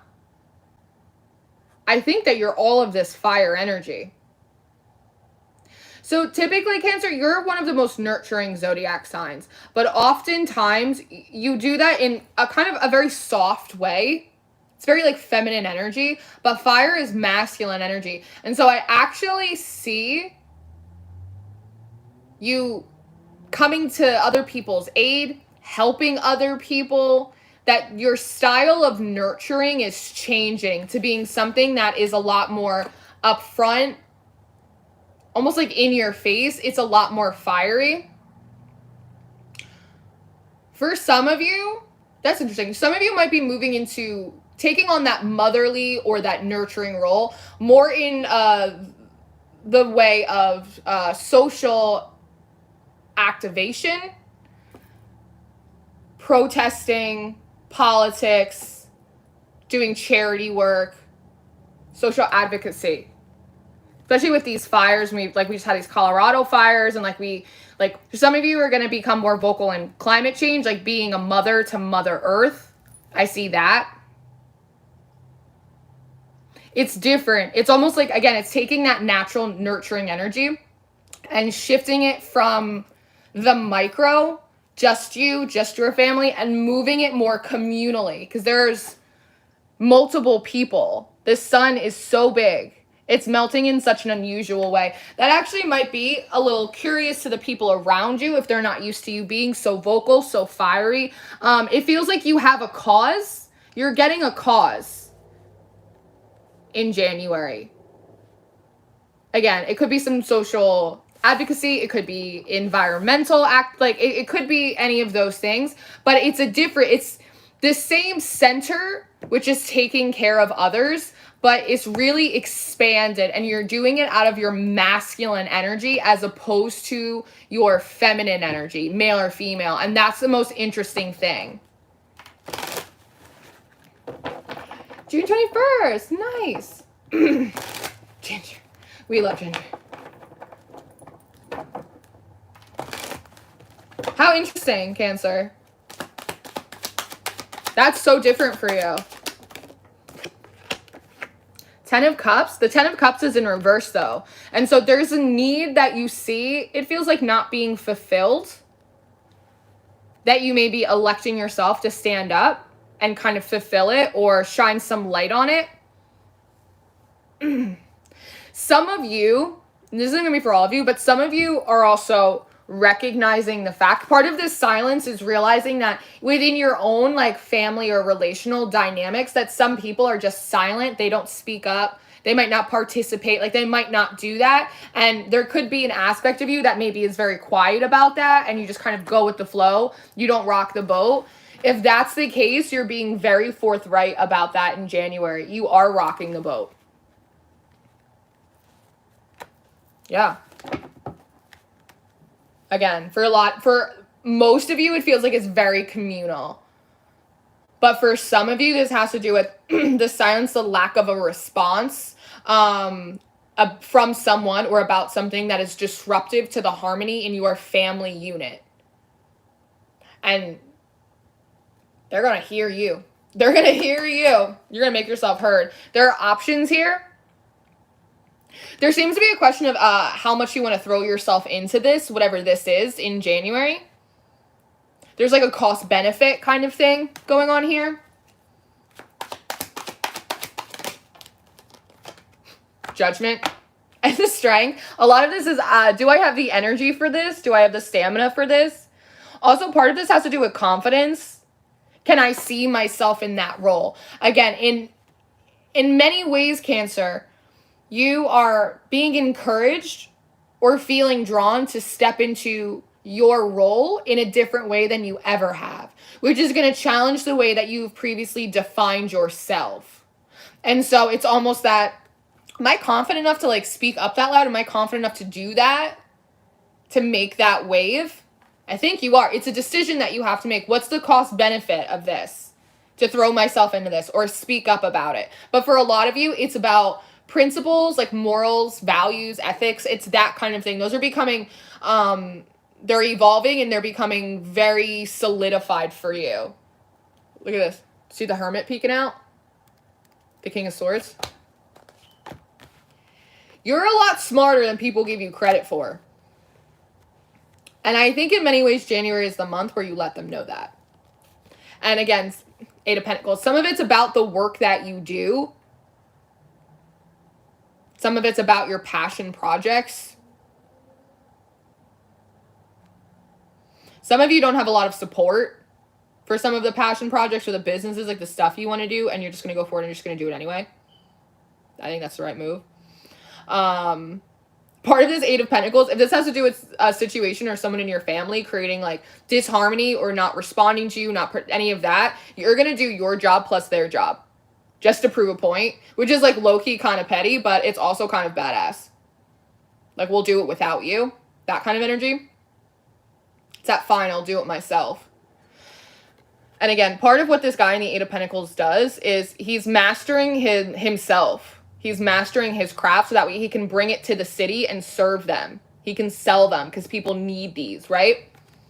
Which also allows you to give other people resources. Those resources can be information, knowledge that you as the King of Swords and the Hermit have that they don't have. Part of the resources can also be money if you're setting up charities, GoFundMes, nonprofits, stuff like that. And again, you might not have ever seen yourself in that role or that position before, but it makes perfect sense if we think about who you are as a person. Like the kind of energy signature, right, of Cancerian energy. It makes perfect sense. Justice and the Four of Pentacles. So this does just seem to confirm for you, Cancer, that like you will have enough if you do this with that cost benefit. Like the extra energy that you need or resources or the support that you need. It might not come from places that you would prefer, right? It may come from unlikely sources, but like it will come in. It will come in for you. Again, with this Justice card, some of it is like legal stuff. Again, it's advocacy, it's legalities, prison systems, like whatever you're taking up your flag for, whatever your cause is, it feels like you're getting it in a big way, and it feels like you are very much supported, and you will pleasantly surprise yourself with this fiery nurturer, protector, as opposed to kind of those softer energies that you've been in. I think in many ways there's a leadership aspect of you coming forward, and I think that's really special to see. I think Cancerians get overlooked a lot, and so I think that's really nice to see for you, Cancer. Oh, yeah, Mio, look out for Pat. Our little Cancer. I can't believe you told me he had that many Cancer placements. I've never seen such a thing.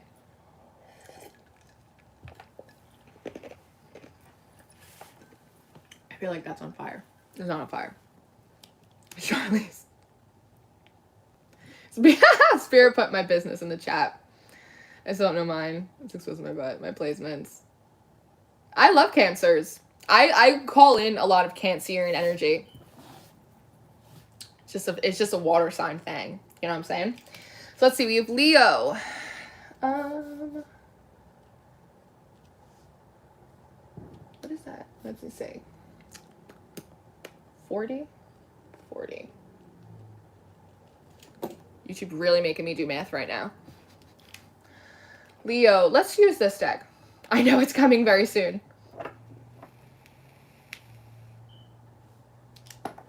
All right, let's see. Let's see. You guys are so sweet. I love you so much. I appreciate you being here. Hi, Violet Sky. I think this monthly live is a little wonkier than I had dreamt it in my mind, but I'm so glad that we're here and we're doing it together. The energy is kind of funny. I'm not feeling as vivacious today as I normally am, but look, we're out here. We're doing it. We really are doing it. I have no idea.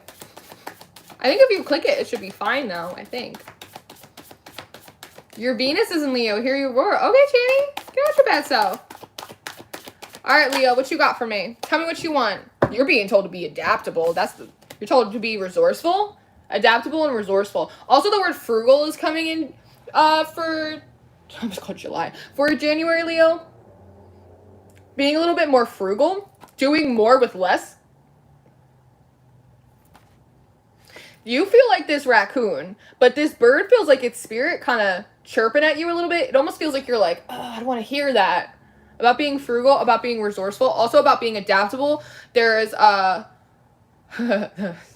there's more way than just one way, is how I will put that, Leo. There might be a better way to accomplish what it is you're trying to do. You might not be realizing it though. There's nothing about you hiding in the dark. You might have been going through like an excessive amount of shadow work or a dark night of the soul, or just working with some like heavier, some denser energies. I kind of feel like this Nightingale is telling you that you can only see so much in the dark, and to come up to like a little bit of the lighter end of the spectrum, get a bird's eye view of a situation, forest from the trees kind of thing. It will show you more options than you can see directly in front of you, especially if your energy is just like a little bit heavier right now. It's kind of an invitation to move up to like the other end of the spectrum, this month. You can also learn a lot from the mistakes of others.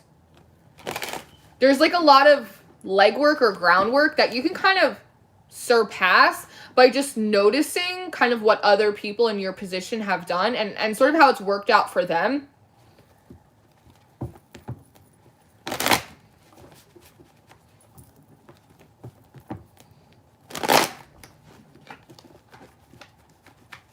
Look, do you see how these don't want to go together? Better go back and watch the Taurus reading. Leo. I was being stubborn. There is something about that though. Like you might have been trying to like put two things that don't really work together. There's going to be mindsets, a certain mindset with a certain action, and they just don't blend. That's why Spirit's kind of like, can we try something different? Yeah, the devil coming out in reverse. It's kind of this obsessive thinking that it has to work and it has to work this way. It feels like there's a better way.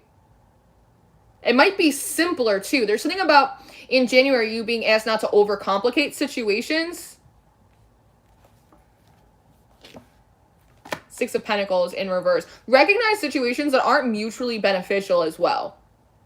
and figure out if there's a way to be adaptable in them, kind of adjust them, or remove yourself from them. 3 of Cups. There's a little bit of this discipline energy as well. This is part of being frugal, too. That it might not be serving you if you... It's just silly things, right? Like, we all have our creature comforts. Like, we all have our things. But just be mindful of how much time, energy you're allocating to those things. It definitely feels like part of this frugalness is also a little bit of, like, keeping creature comforts in control. Not using escapism. That's the word. Not using escapism. Or being like super social, which is fine, and you are a social butterfly, but just it feels kind of like a cracking down, like a shaping up sort of month for you financially in terms of like your habits. The devil can also talk about like just some habits that we have, not taking care of ourselves, like getting our, you know what I mean? This is, do you know what the situation looks like to me? Going out with your friends, spending too much money on stuff, kind of like impulse purchases, like all that. And then you wake up in the morning and you're kind of frustrated and you don't feel that good and you're trying to figure out a solution to like your real world problems, but you can't because like your energy is so bogged down. And spirit is like, no, like we need you to like come higher up. We need you to take a little bit of a higher perspective. We need you to kind of, yeah. We need to get a bird's eye view here. We need you to be adaptable. There's more than one way. And there is a sense of like, you can have your cake and eat it too in July. But there's a feeling of cooperation. Spirit would like you to cooperate with it a little bit more. This is a conversation that me and Spirit have all the time. So no shade. Ace of Pentacles. Because there's an opportunity for you. That's beautiful. You have to be in a vibrational resonance of it, though. Your like attracts like when it's of a positive charge. Right on top of the 6 of Pentacles in reverse. That makes the 7 of Pentacles. So it's something about your investments. I'm wondering if you planted a lot of seeds in the last year or so, and maybe you haven't seen a lot of them come up. And that maybe kind of pushed you into a little bit of narrow thinking. And maybe with dealing, again, with some shadow work or some dark nights or feelings of being unworthy, like, it could have just, like, triggered up some habits in you, like some coping mechanisms, right? Like, who doesn't have a coping mechanism? But how those need to kind of get brought back into balance, because I'm also like, not all hope is lost. Not all hope is lost, but again, it's requiring you to be a little bit more intentional about how you're spending your money, how you're spending your time, your energy, making sure that you're not falling into escapism. And part of it is so that way you're alert for when this opportunity presents itself to you in January.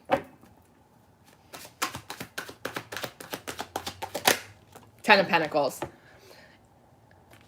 It's a bigger opportunity than you might be realizing. It also feels like, I'm going to put it, how should I say that?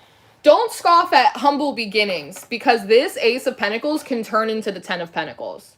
So for some of you, I'm seeing this is an opportunity that can lead to something that has a lot of longevity, something that's really, really stable, or something that can grow outside of yourself. I can also see this as a message about sometimes when things aren't working like for you the way you want, instead shift your focus to the community or the collective and how you can contribute to them. Sometimes being of service to others will take you out of suffering for yourself. Does that make sense? That seems to be something that's being highlighted for you. And for others of you, this is a new opportunity in an organization that is bigger than you. Being taken in by a family, a bigger job, a corporation, something like that.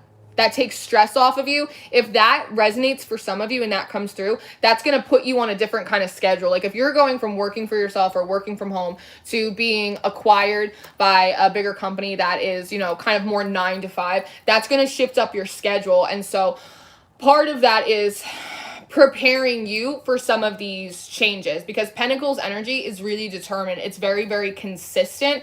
And you might have just been like a little loosey-goosey for the last few months. And again, that's okay. But Spirit's trying to, in a very kind of loving way, get you to shape up a little bit and kind of work back in some of those healthy habits and a bit of that moderation, so that way you can meet the energetic need of whatever this opportunity is that comes to you, because it feels really exciting and it feels very safe. like a relieving. It feels relieving to me. Yeah, Five of Pentacles in reverse. It takes you out of loss. It helps you recover whatever it is that previously you were missing, whether that's finances, community support, some kind of security, any of that. But again, there's more way than just one way. And you've been in so much shadow work that they're trying to get you to come up a little bit to the lighter end of the spectrum without using bad habits or escapist tendencies. Yes? Yes, Leo. I adore you guys. Let's see. Saturn, Sun, Saturn, Mercury, and Venus all in wow! You're the king of the cats. Could you just cooperate more? Yeah. Me and Spirit, we have that conversation all the time. But I have a lot of fire in my chart. They're like, there's more than one way than just your way, Lauren. I'm like, I know. But there's more than one way than just your way. So, like, I'm that one. I am not an easy human to try and guide. So give it up. Give it up to the spiritual support team up there for LB. Because they're really MVPs up there. I can't spell today either. I can't spell and I can't speak because of the pre-shadow of Mercury retrograde. I only have this problem when we have this transit. I said it in the stream earlier, just be ready for me to take very long, awkward pauses and to be stuttering for the next month. And as long as you still love me despite my stuttering, we'll be great. We'll move through the energy and I'll start speaking really eloquently again.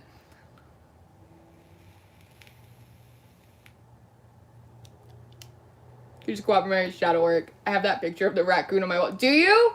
Oh, it's amazing artwork. Trying to launch your candles business. I'm so excited for your candles, Maria. I'm so excited. We've been talking about these for forever. You and me, we've been talking about these in the live streams for at least 6 to 8 months. Just so long. I'm so excited for you. I'm not second guessing it. I'm first assuming it. Can't spell today. I had to download about making candles. You should do it. You're the queen of essential oils. I'm the worst human to try and guide. I might got you beat. Mercury retrograde is real bad this time. As I was saying, I was telling you yesterday that oftentimes the shadow periods of a retrograde are worse than the actual retrograde. So that's a silver lining. You know what I'm saying? All right, Virgo. Is this 50? 51? I think. I might completely butcher these timestamps.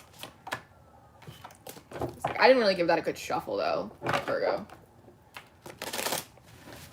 Virgo, you have a very, tomorrow, the mutables come out on Monday. You have a very interesting reading coming up for you for the next 2 weeks. It is a little wild. It was cool. It was great reading, but different energies for you. A lot of this like higher, like 60, like kind of thing coming through. It's great. Oh, you open your shop. Make sure you send me your Etsy link. Oh, it's needed for someone else. I just pulled it in. Ah! God in heaven. Hemp butter. Use it on my system. Oh, beautiful. Yeah, I like those.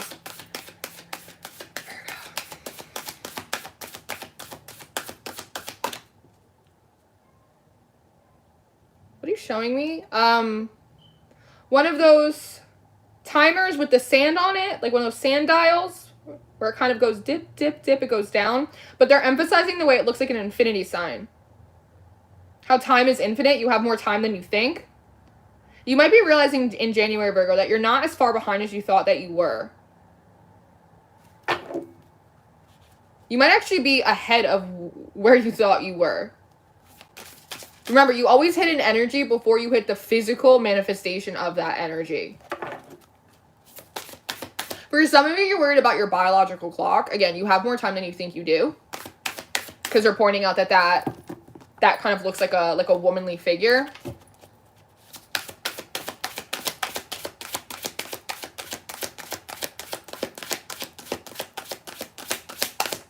No, you don't want this one? I can't do a chunk of 8 oracle cards. You have to work with me here, Virgo. I'm gonna pull one right off the top. Motion, air. Motion, air. These horses talk about freedom. And air is thoughts, energy. So you might be feeling quite a reprieve in January from sort of oppressive thoughts about, again, not doing enough, not being far enough along, not having enough time. It actually feels like there's time being made for you. You might be surprised. There might be a few situations that like conveniently kind of fall through, stuff that you didn't really want to do to begin with, or people coming in and just being surprisingly like very helpful. It feels like you get these like pockets of time as well. Time, tick, tick, tick. Like there are these pockets of time for you in January. Some of it is so you can like kind of play. There's a very playful energy that comes off of here. It was like disappear. Some of you might like kind of like take a weekend and just go do something and like just not tell anyone. Just go have like a little personal vacation, even if it's like a little staycation at home. Talking about play, inner child. 22, it's a master number.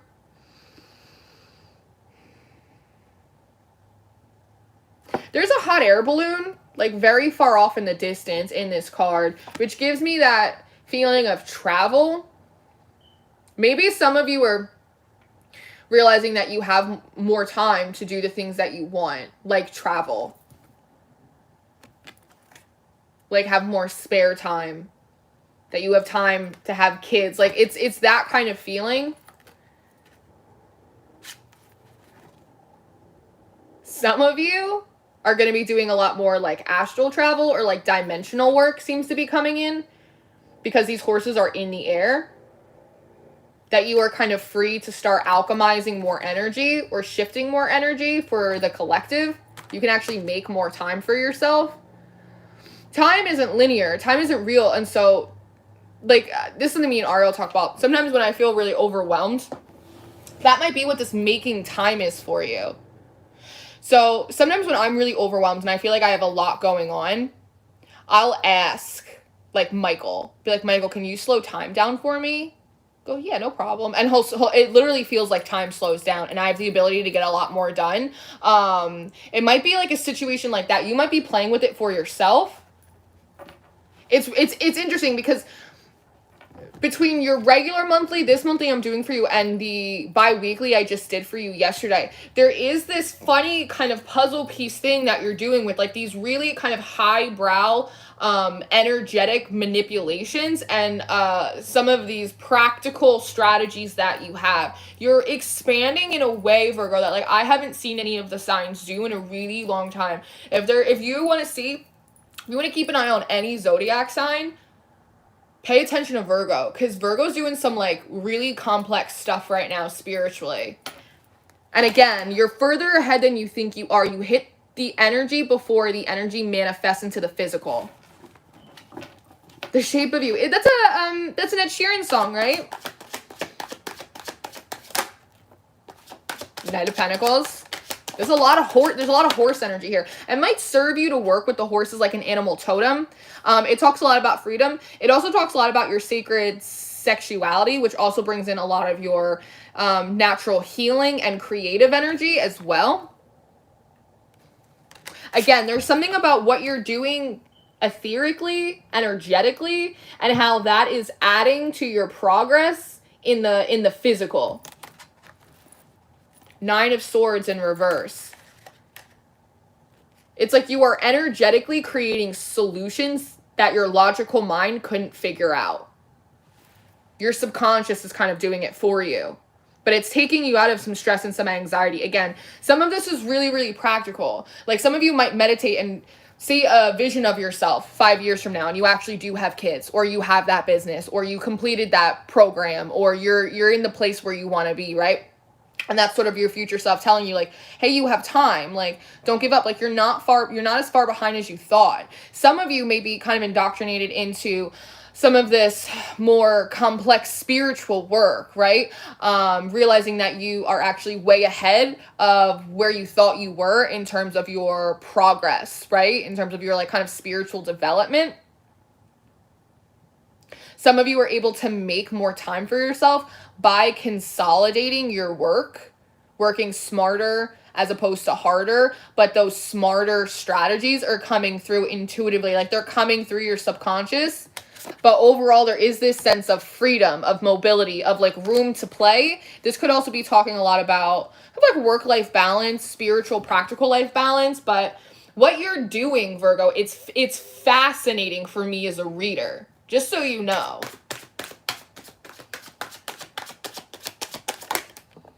King of Swords, making really good judgment calls. Your discernment's on point in January. You and Pisces had some of the best readings of this live stream monthly and the recorded readings I did. Some of this has to do with like contracts, like negotiations. Some of you are like negotiating better contracts for yourself, raises, different benefits. Again, that give you more time off, paid leave, paid PTO. That's the same thing. It's that kind of thing. But you're very clear in how you describe it, or like how you negotiate it, how you express it. You also, with this Knight of Pentacles, you have a lot to stand on. Like you have a body of work behind you in which to ask for these things, more time, more resources. And again, it frees up your schedule and allows you to play or even travel more. That takes some stress off of you. Sometimes you just need like some time to breathe, right? Sometimes we just get really stressed because we're carrying around so much work, so much responsibility, and we don't have enough time for ourselves.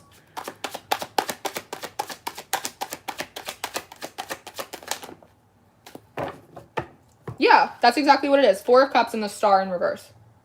It's about not having enough time. It's not that you have been unaware that there are some areas that have like needed fulfilling or needed healing or just needed to feel just like more exciting to you, but it's just you haven't had the ability to do it, just being really kind of bogged down. But again, it's like the subconscious, whatever you're doing spiritually, your subconscious is providing. It's almost like the work that you're doing spiritually is kind of so high in quality that you're kind of being gifted with this download that's coming through your subconscious that allows you to say the right words or stand in front of the right opportunity that puts you in a better position, that takes pressure off of you. That's exactly what it feels like. Whatever spiritual work you're doing behind the scenes that you ain't telling nobody else about, it's being rewarded via a download that comes through your subconscious that helps increase your stability. But more importantly, it's your free time. There's nothing more valuable than your time. Very freaking interesting. Ace of Wands. Call to action. New energy. And the Sun. And the King of Pentacles. Okay. Watch out for Virgo in January. Virgo's really leading the pack. I know it's Capricorn season. And honestly, as someone with some Capricorn placements, hurtful. But Virgo's really leading the season. Look at all this Sun energy. Look how grounded that is. How stable. That's beautiful. That's absolutely beautiful. It's like kind of a new beginning for you. You feel a lot more empowered in it. And again, it's not Emperor. No, it's just like having a lot more freedom over your time, over your energy, feeling really recognized as well for like a job well done, for like your body of work. And again, this is adding to your overall stability. Some of you may even be negotiating your way into like pay raises and promotions and stuff. If this is purely spiritual, then some of you guys are getting spiritually promoted. You're kind of being given different duties. Okay, Virgo, I'm telling you, watch out. Watch out for Virgos in January. Watch out for Virgos 2022, period. I'm telling you. There's something in there for them. Spiritually speaking, they are ahead of the pack. I don't make the rules. It just is what it is. I've done 3 separate readings for them now, and it's all the same message. Oh, my universe, looking forward to this. Over those habits. Hey, Tina. Road trip and hot air balloons. Happy New Year. Claimant Eve. Hi, Skywalker. Yes. Stick with it. You got it. What is Tina sticking with? What is she thinking about not sticking with? Did I miss Leo? Oh, I did Leo at 1 hour and 40 minutes is when I did Leo. Virgo gets really good messages. Lilith in Virgo. There you go. What's it like having a Lilith in Virgo? What's that like? 2 hours and 4 minutes. We're almost there.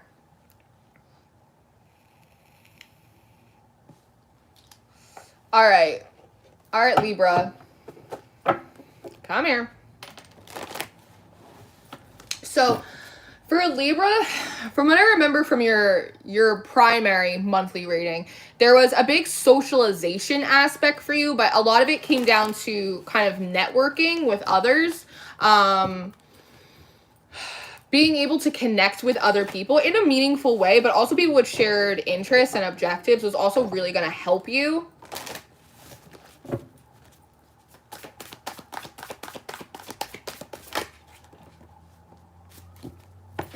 Tarantula. It's coming out in reverse. Spiders weave webs. Webs talk about threads. They talk about community. I feel as though, especially with this hyena coming out, you're being asked to look at ways in which you intentionally avoid connecting with other people, avoiding conversation. It could be something as simple as like not returning texts and phone calls, which I am the queen of. So honestly, no shade, but there's it's like this feeling that you have around connecting with other people. So it's kind of like, instead of crawling out of the nest, it's kind of staying in the nest. You're being asked to look at that. There might be something about that energy of like networking in general, which feels kind of superficial or inauthentic to you. Some of you, this is part of the problem. Some of you have a habit of mixing business with pleasure. And so people that originally you were just intended to do business or creative projects with, you ended up kind of taking them into your personal life, or vice versa, things in your people in your personal life, you've ended up taking into like your business, your professional, or your creative life. And not all of those mix. Not everyone in your life can kind of be in both roles at the same time. So you might just have a little bit of a bad taste in your mouth about working with people in general. But the thing is that there is, and like networking, it can have to do with like your business, your industry, your career. But networking is also about like finding out how to get your needs met, right? Like, what's the best dentist around here for my kids? Like, how about this caterer? Like, what about this venue? Like, what are the neighbors like in this new neighborhood? Like, it could be something, it could go in a lot of different places for you. There's a lot of different Libras, but it's this idea of just having a bad taste in your mouth about kind of mixing business or pleasure, or like mixing those lines between their life and your life. And again, I totally get that, but because of that bad taste in your mouth, it feels like that narrative, it's not going to serve you in the long run. And there's a lot that you can learn, and there's a lot of ease that you can gain by being able to be more open to working with other people.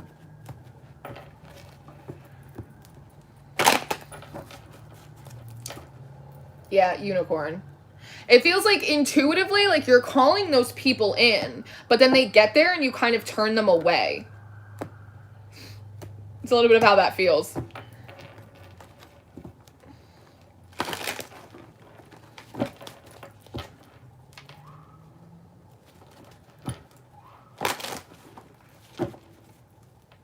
Seen a lot of seagulls. Seagulls, are kind of twofold. One with the seagulls, I like that everyone else got like a hawk. Leo's got a hawk, and Libra's got a seagull. It's gonna piss off the Libras. Seagulls can sometimes talk about gossip, like low vibrational conversations. You might feel as though you have to engage with inauthentic or like superficial or like petty people in order to properly network. You don't need to do that. Some of you just don't want to do like the PTA kind of socialization, or like the cocktail hour kind of socialization. It doesn't have to be like that. It can be a lot more organic. Again, it's just this perception that you have.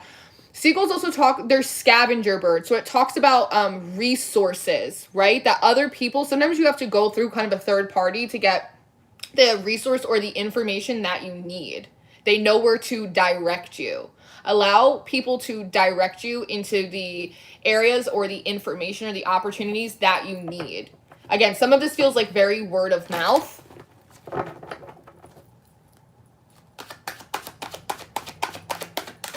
It's like when you're looking for an apartment and you can't find one in any of the papers or online, but then you have a conversation with someone and they tell you, oh, my brother is renting out something over here, and it was never posted or listed. It's that. It's like that. It's that kind of energy. The Star. Healing. A higher perspective. Wishes, dreams. There's this energy coming in to help support you in whatever it is you're trying to bring forward for yourself this year. But again, you have to be amenable to the help. You have to be open to working with other people. And also it's working with other people, not being the boss of other people is coming in. Can you work with people just as well as you can lead people? Bye, Sheila. Thank you so much. 7 of Pentacles in reverse. Again, there's a little bit of this ghost of Christmas past energy that seems to be coming through. The 7 of Pentacles in reverse can sometimes talk about like a bad investment. And again, this could have to do with times in the past when you mixed business with pleasure. But it feels like you already went through that enough times that like you have learned not to mix them at all. But it also feels like you keep different aspects of your life very separate. It might feel like you live 2 separate lives sometimes, Libra. And I just think they're trying to find like a little bit of a middle ground between them. But it requires you to be a little bit brave in January. To be hopeful to have a new experience. Even if you don't feel super confident that you will. To be brave. To be open to having a healing coming in. For some of you, I could even see you deciding to do something like therapy or take on a spiritual mentor, like something like that. That might be unusual for you to work with people or someone in regards to healing or changing your perspectives or the narratives or even working through some past stuff that you have a hard time letting go of. A lot of this feels like wellness, mental health. Working with someone one-on-one, regardless of whether, again, it's a doctor, it's a therapist, a spiritual advisor, a healer, something like that. Because you have to be vulnerable enough to ask for help. That's part of this. Someone might have information that, like, you don't know about. You could do this meditation. This is your blockage. Did you consider this about your parents? Like, it's that kind of thing.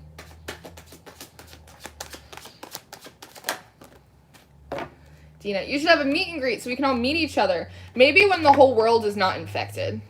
I think that will be a good time. But it would be nice. It would be nice. Maybe one day I will. I did a live event last year. King of Swords. Again, so more of this neutral perspective. A lot of Swords energy coming up for everyone in January with the Knight of Pentacles and the Fool. Yeah. This isn't about taking a leap off a cliff necessarily. It's about taking calculated risk. What's the worst that can happen if I ask for help? Like, what's the worst that could happen if I try and network a little bit? Like, what's the worst that could happen if I put myself out there a little bit more? Probably not as bad as you think. Temperance. What's the worst that could happen? I actually find balance. Don't crawl deeper into the wormhole. Come out. Talk to people. Your needs can be met. But we have to know what your needs are first, right? And again, there are these opportunities coming in for you to bridge that gap. And you can have them if you're open to them. 8 of Wands. But again, it requires your participation. So as long as you can do that, then I think you'll be in pretty good shape. And you're going to be able to expand your network personally or professionally, in a way that it makes your life easier. There's the support coming in to make it easier for you to accomplish what you want. But part of how you do that is by connecting with others. So we just got to change that perspective a little bit and you'll be cooking with gas.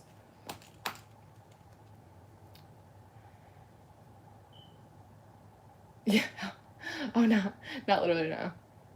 One day I will. Oh, that's true. Ariel's right. We do group Zoom sessions. Me and the fam on Thursday nights on Patreon. We have Scorpio. Okay, we got Scorpio and we got Sagittarius. Okay. 34. Yeah, there we go. This is a long one. I don't know how Corey does this. Corey's on live for like 3, 4, 5, 6 hours. I don't know how he does that. Boy's got stamina.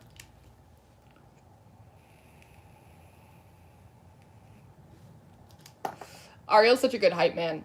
She really. Which one do you want? How about this one? How about the elemental? That's so weird, Charlize.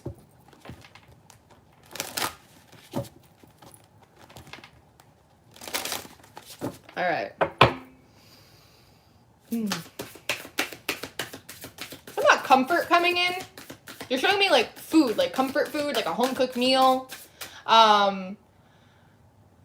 There's an emphasis on like your domestic life. Your domestic life. Some of you might be downsizing, making your domestic life. There's real Venusian energy, like making it more comfortable for you. Like creating happy space, creating a happy space in your house. Some of you might be just like redecorating or renovating or something like that. Something about companionship coming in, but it's coming in relation to like animals. I don't know if you're thinking about getting a pet, or if you be spending more time with your pets. Time, discipline, time.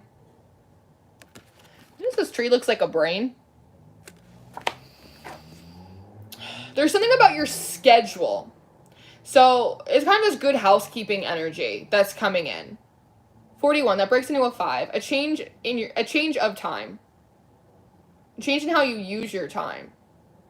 So part of this, like making your space comfortable, it feels like so that way you can enjoy your time more, or that you can work more effectively. There's something about the better you discipline your time and schedule yourself, the more you can enjoy your time when it's your free time. So part of this good housekeeping is like, if you know you're a morning person, for instance, Scorpio, then it's like making sure like you are up at 6 o'clock in the morning, and that way you're done by 1 o'clock in the afternoon if you have to be. And then you can have the majority of the day to be comfortable, right? And that's some of this has to do with like a comfortable schedule. Some of you might be vice versa. You might work better at night, right? Some of you might be better like burning the midnight oil, like whatever that is. But it's something that it's an idea that it comes to you in January on how to structure and schedule your time, so that way, because she's a little singer, right? Like she's about to do a little doo-wop kind of thing, and so it's about being disciplined with your time so you can work as efficiently as you can during certain periods, so the rest of the time you can enjoy yourself. It feels like an energy of being like condensing your work so you can extend your playtime. Especially with this sundial, you can spend more time outdoors. Some of you might be downsizing and moving to a different climate, or you might just be thinking about it in January. A place that gets more sun. The sundial. It's about Florida. Somebody's thinking about moving to Florida. Music, joy. What did I say? Music, joy. So you have more time for the other things that you want to do. I don't want to say the things you want to do, because you might really like to work, or you might, you know what I mean? But more of the things that you also like to do. For some of you, it may be music. Some of you might need might be wanting to have a creative outlet that doesn't have anything to do with work. It's not something you're monetizing. Playing guitar, painting, whatever it is. Something you do kind of like off on your own. Dancing, take a dance class. Outside yoga, like whatever kind of floats your boat. Look, that's exactly what I said. Spirit makes me look like I know what I'm talking about. Discipline your time, and you will have more time for joy. Also, music talks about rhythm, and it talks about like harmony, like a beat, like a tempo, like getting yourself on a new tempo, getting yourself on a new schedule.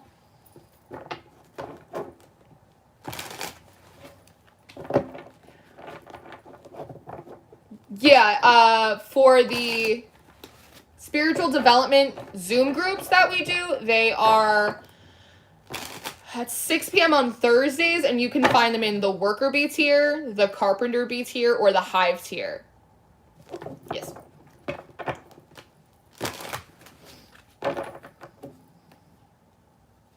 Oh my God. I think that there are, Dina, I think that there's a few things that could happen.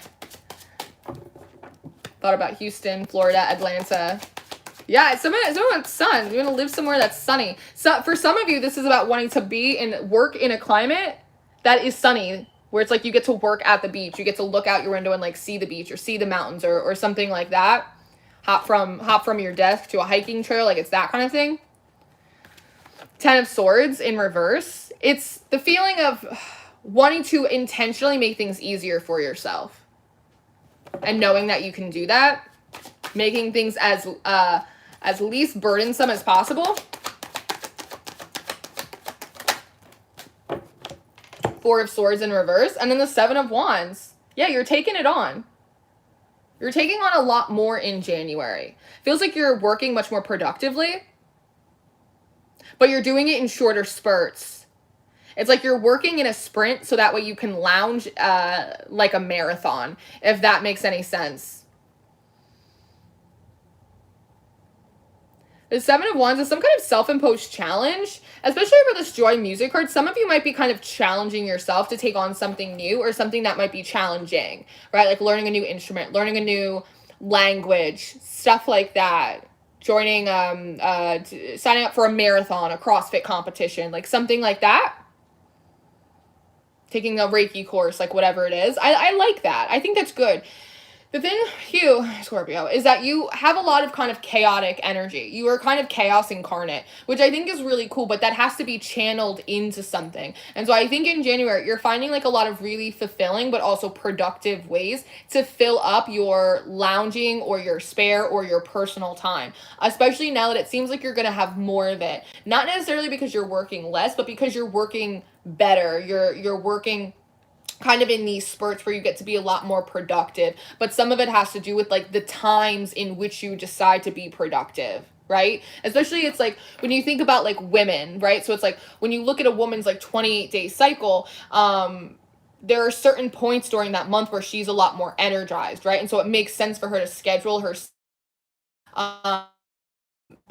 more productive work those times, and then times when her energy levels have dipped, scheduling intentionally less work for her during that time. That's something that I do in my life on my big ass calendar, and it helps me a lot, right? So it's that kind of energy for you, which I like. It's kind of just, it's creating a new routine.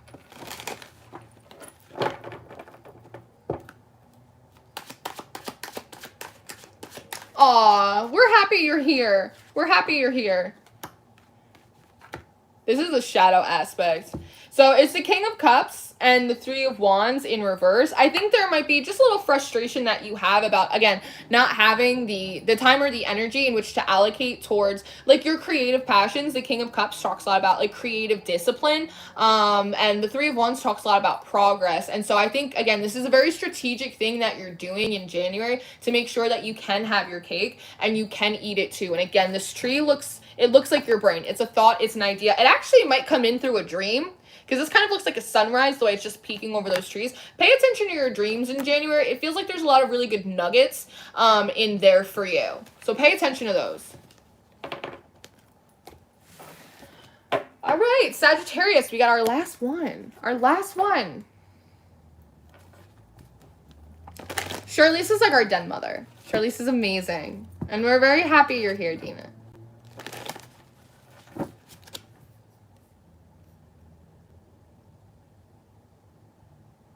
Walked into your never again. Walked into a never again yesterday. I'm so sorry, Glenn. Be gentle with yourself. Be really sweet and gentle to yourself. My lamp. This lamp? This is a very active lamp. This lamp will respond to you if it feels like it should emphasize something that I'm saying. The spirits in my house like to mess with the lights. They always have.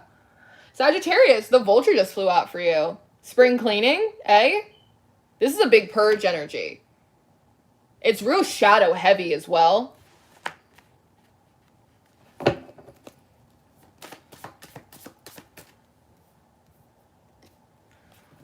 Ah, yeah, that makes sense. So your January monthly reading, your individual monthly, was called Coming Up for Air and a Sexual Healing. So that's kind of nice for you. Crocodile.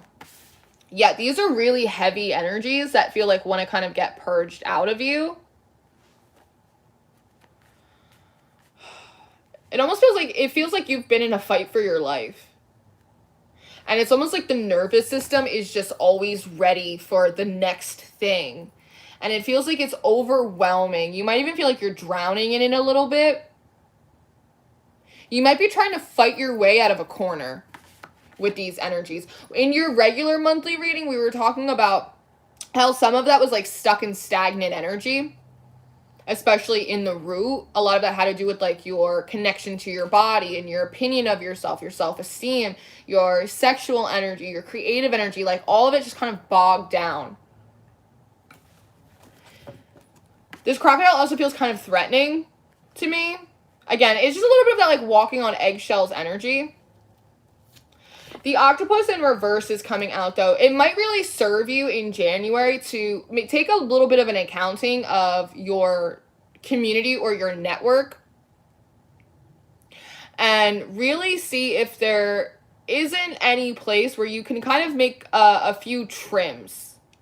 Like, if there are people in your environment, Sagittarius, that make you feel like this, like you have to be really careful about what you say, or those might not be the people that should be around you. Right? Think about when you leave a situation, when you leave a conversation, are you leaving with more peace than you walked in with? Because if you're not, that's a problem. Also, some of this has to do with overworking yourself, multitasking, putting too much on your plate to keep yourself busy so you're distracted from the density that is around you. But the idea is not to go through it, it's to go up, to go above that energy. In January, I always say it's like taking an elevator. Instead of pushing through all of this kind of dark and dense energy, sometimes you just need to take the elevator up a floor where the air is a little bit clearer. Again, it's like this coming up for air. Because a lot of this feels like it doesn't have anything to do with you. It's just energy that is present in the people around you, and you are just drowning in it. And January is the month where you kind of have to say, like, no more. Like, I can't do this anymore. Especially if this has to do with, like, friend groups and just stuff like that. Again, even stuff that you're absorbing, like, online, digital media, that kind of stuff. Trim the fat. Wherever you feel like you need to in January, trim the fat. The B. So that way something sweeter can come in for you. Also, fertility can return. That's interesting. If you've been wondering why, like, maybe things haven't been picking up for you the way that perhaps you thought that they were going to, it could be because these energies are kind of all over your collective field. So it's like the divine isn't going to send something like this in for you if this is everything you're surrounded with. Or especially if you're still engaging with these energies, because they'll sully it. Does that make sense? They have to wait until these energies are kind of removed, especially if these are representing people or relationships for you. So that way when this comes in, it's just for you and it's left untainted. Bye, Sky. Capiche? Does that make sense for you? If you were like, why are things so stuck? Like, why isn't anything moving? It's because, like, there could be, like, all of this dense energy that you're absorbing from people around you. People that maybe don't have your best interests at heart. People that are carrying around, like, a lot of crap.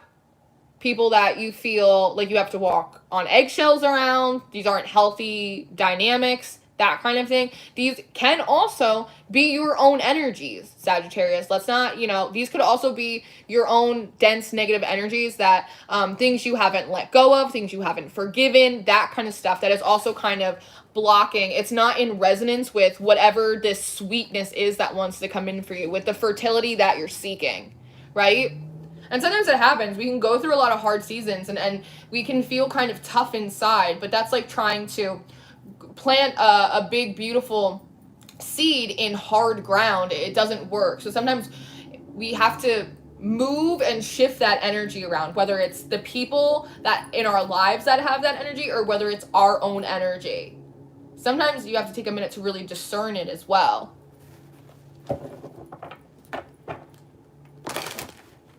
Yeah, what did I do, Gemini? I did Gemini at like an hour and 20 minutes, if you want to scroll.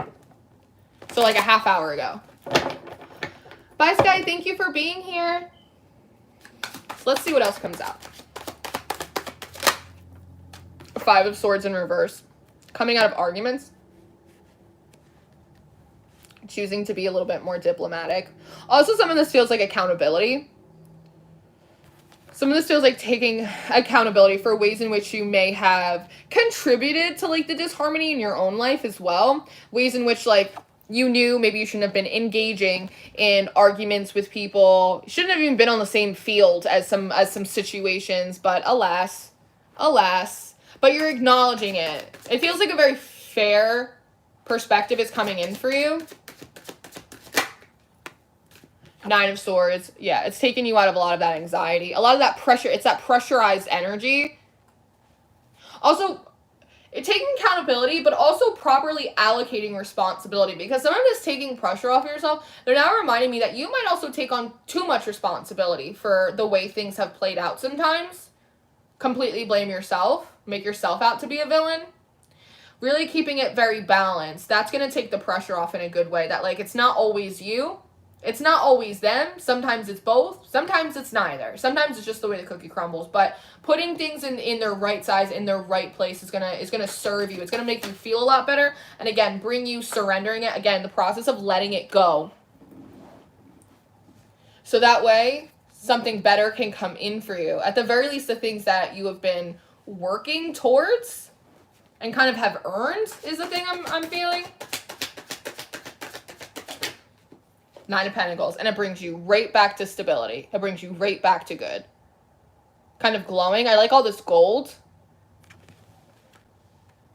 Feels very royal. It feels very nice. It's like seeing yourself in a higher esteem in January than you were before.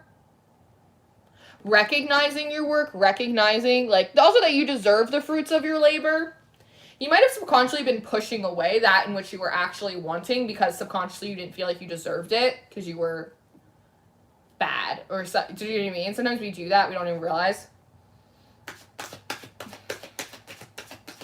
anything else wants to come out. Oh. 3 of Wands. There's this feeling of making progress or don't make progress. Should I go or should I not? You might have a moment...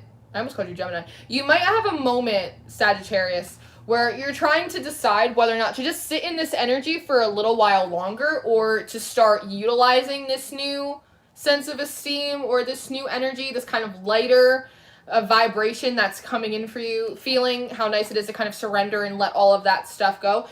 Some of you might want to just kind of run with the wind with that energy, but I think more of you, and it seems more advisable to kind of halt any other progress and allow yourself just kind of anchor in this feeling so it becomes a normal part of you and not just a phase in perspective, right? Yeah. That's what I think you should do. I think that's the best course of action. Sit in this energy, let it anchor in, let it become part of you, and then move forward into the next. Yes. So, that is what I have for you guys. This is our little monthly live stream. I hope that you guys enjoyed this. I hope this was helpful for you. Again, it was not as streamlined as I would like it to be, but we're all just doing the best we can. But I hope that this was helpful for you. I hope this served you in a positive way. Again, if you're interested in your full monthly reading, I have the individual VIMEO links if you just want like one of them down below. If you're interested in more than one, Patreon's probably your best bet. But I love you very much. As I said, we are moving to block scheduling. So on the 1st and the 3rd week of the month, we will be putting out 2-week readings. So tomorrow, the mutable signs come out. Tuesdays are the fixed signs and Wednesdays are the cardinal signs. So your readings will be out Monday, Tuesday, Wednesday. Again, same amount of extendeds. They'll be on Patreon. You'll have your Vimeo links. Same exact thing. And then in the meantime, we'll be doing a lot of live streams and we're going to be hanging out more and we're going to be talking about some different topics that I think are very exciting. It's going to give us a chance to really kind of flesh out a lot of things that normally we just don't get to flesh out on our channel over here. Is there anything else I have? The tarot series, we are running like introductory like tarot school over on the Patreon, which is very exciting. We are doing training sessions on Zoom. So if any of that sparks your interest, feel free to go over to Patreon and look at that.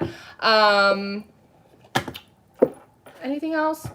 Oh, and personal readings. If you need a personal reading, I'm here. My information is in most of my description boxes. But that's what I have for you. I love you very much. I appreciate you being here. I hope you have a happy new year. And listen, as I said before, you decide what you want to do. If you feel like running with the wolves, go run with the wolves. If you feel like you want to take a little bit of time, recover from your 2021 hangover, do it. Just do whatever it is that feels right for you. Your new year, your new day, your new phase, it starts when it feels right for you, not when the calendar tells you so. Very good? Very good. I love you. I love you so damn much.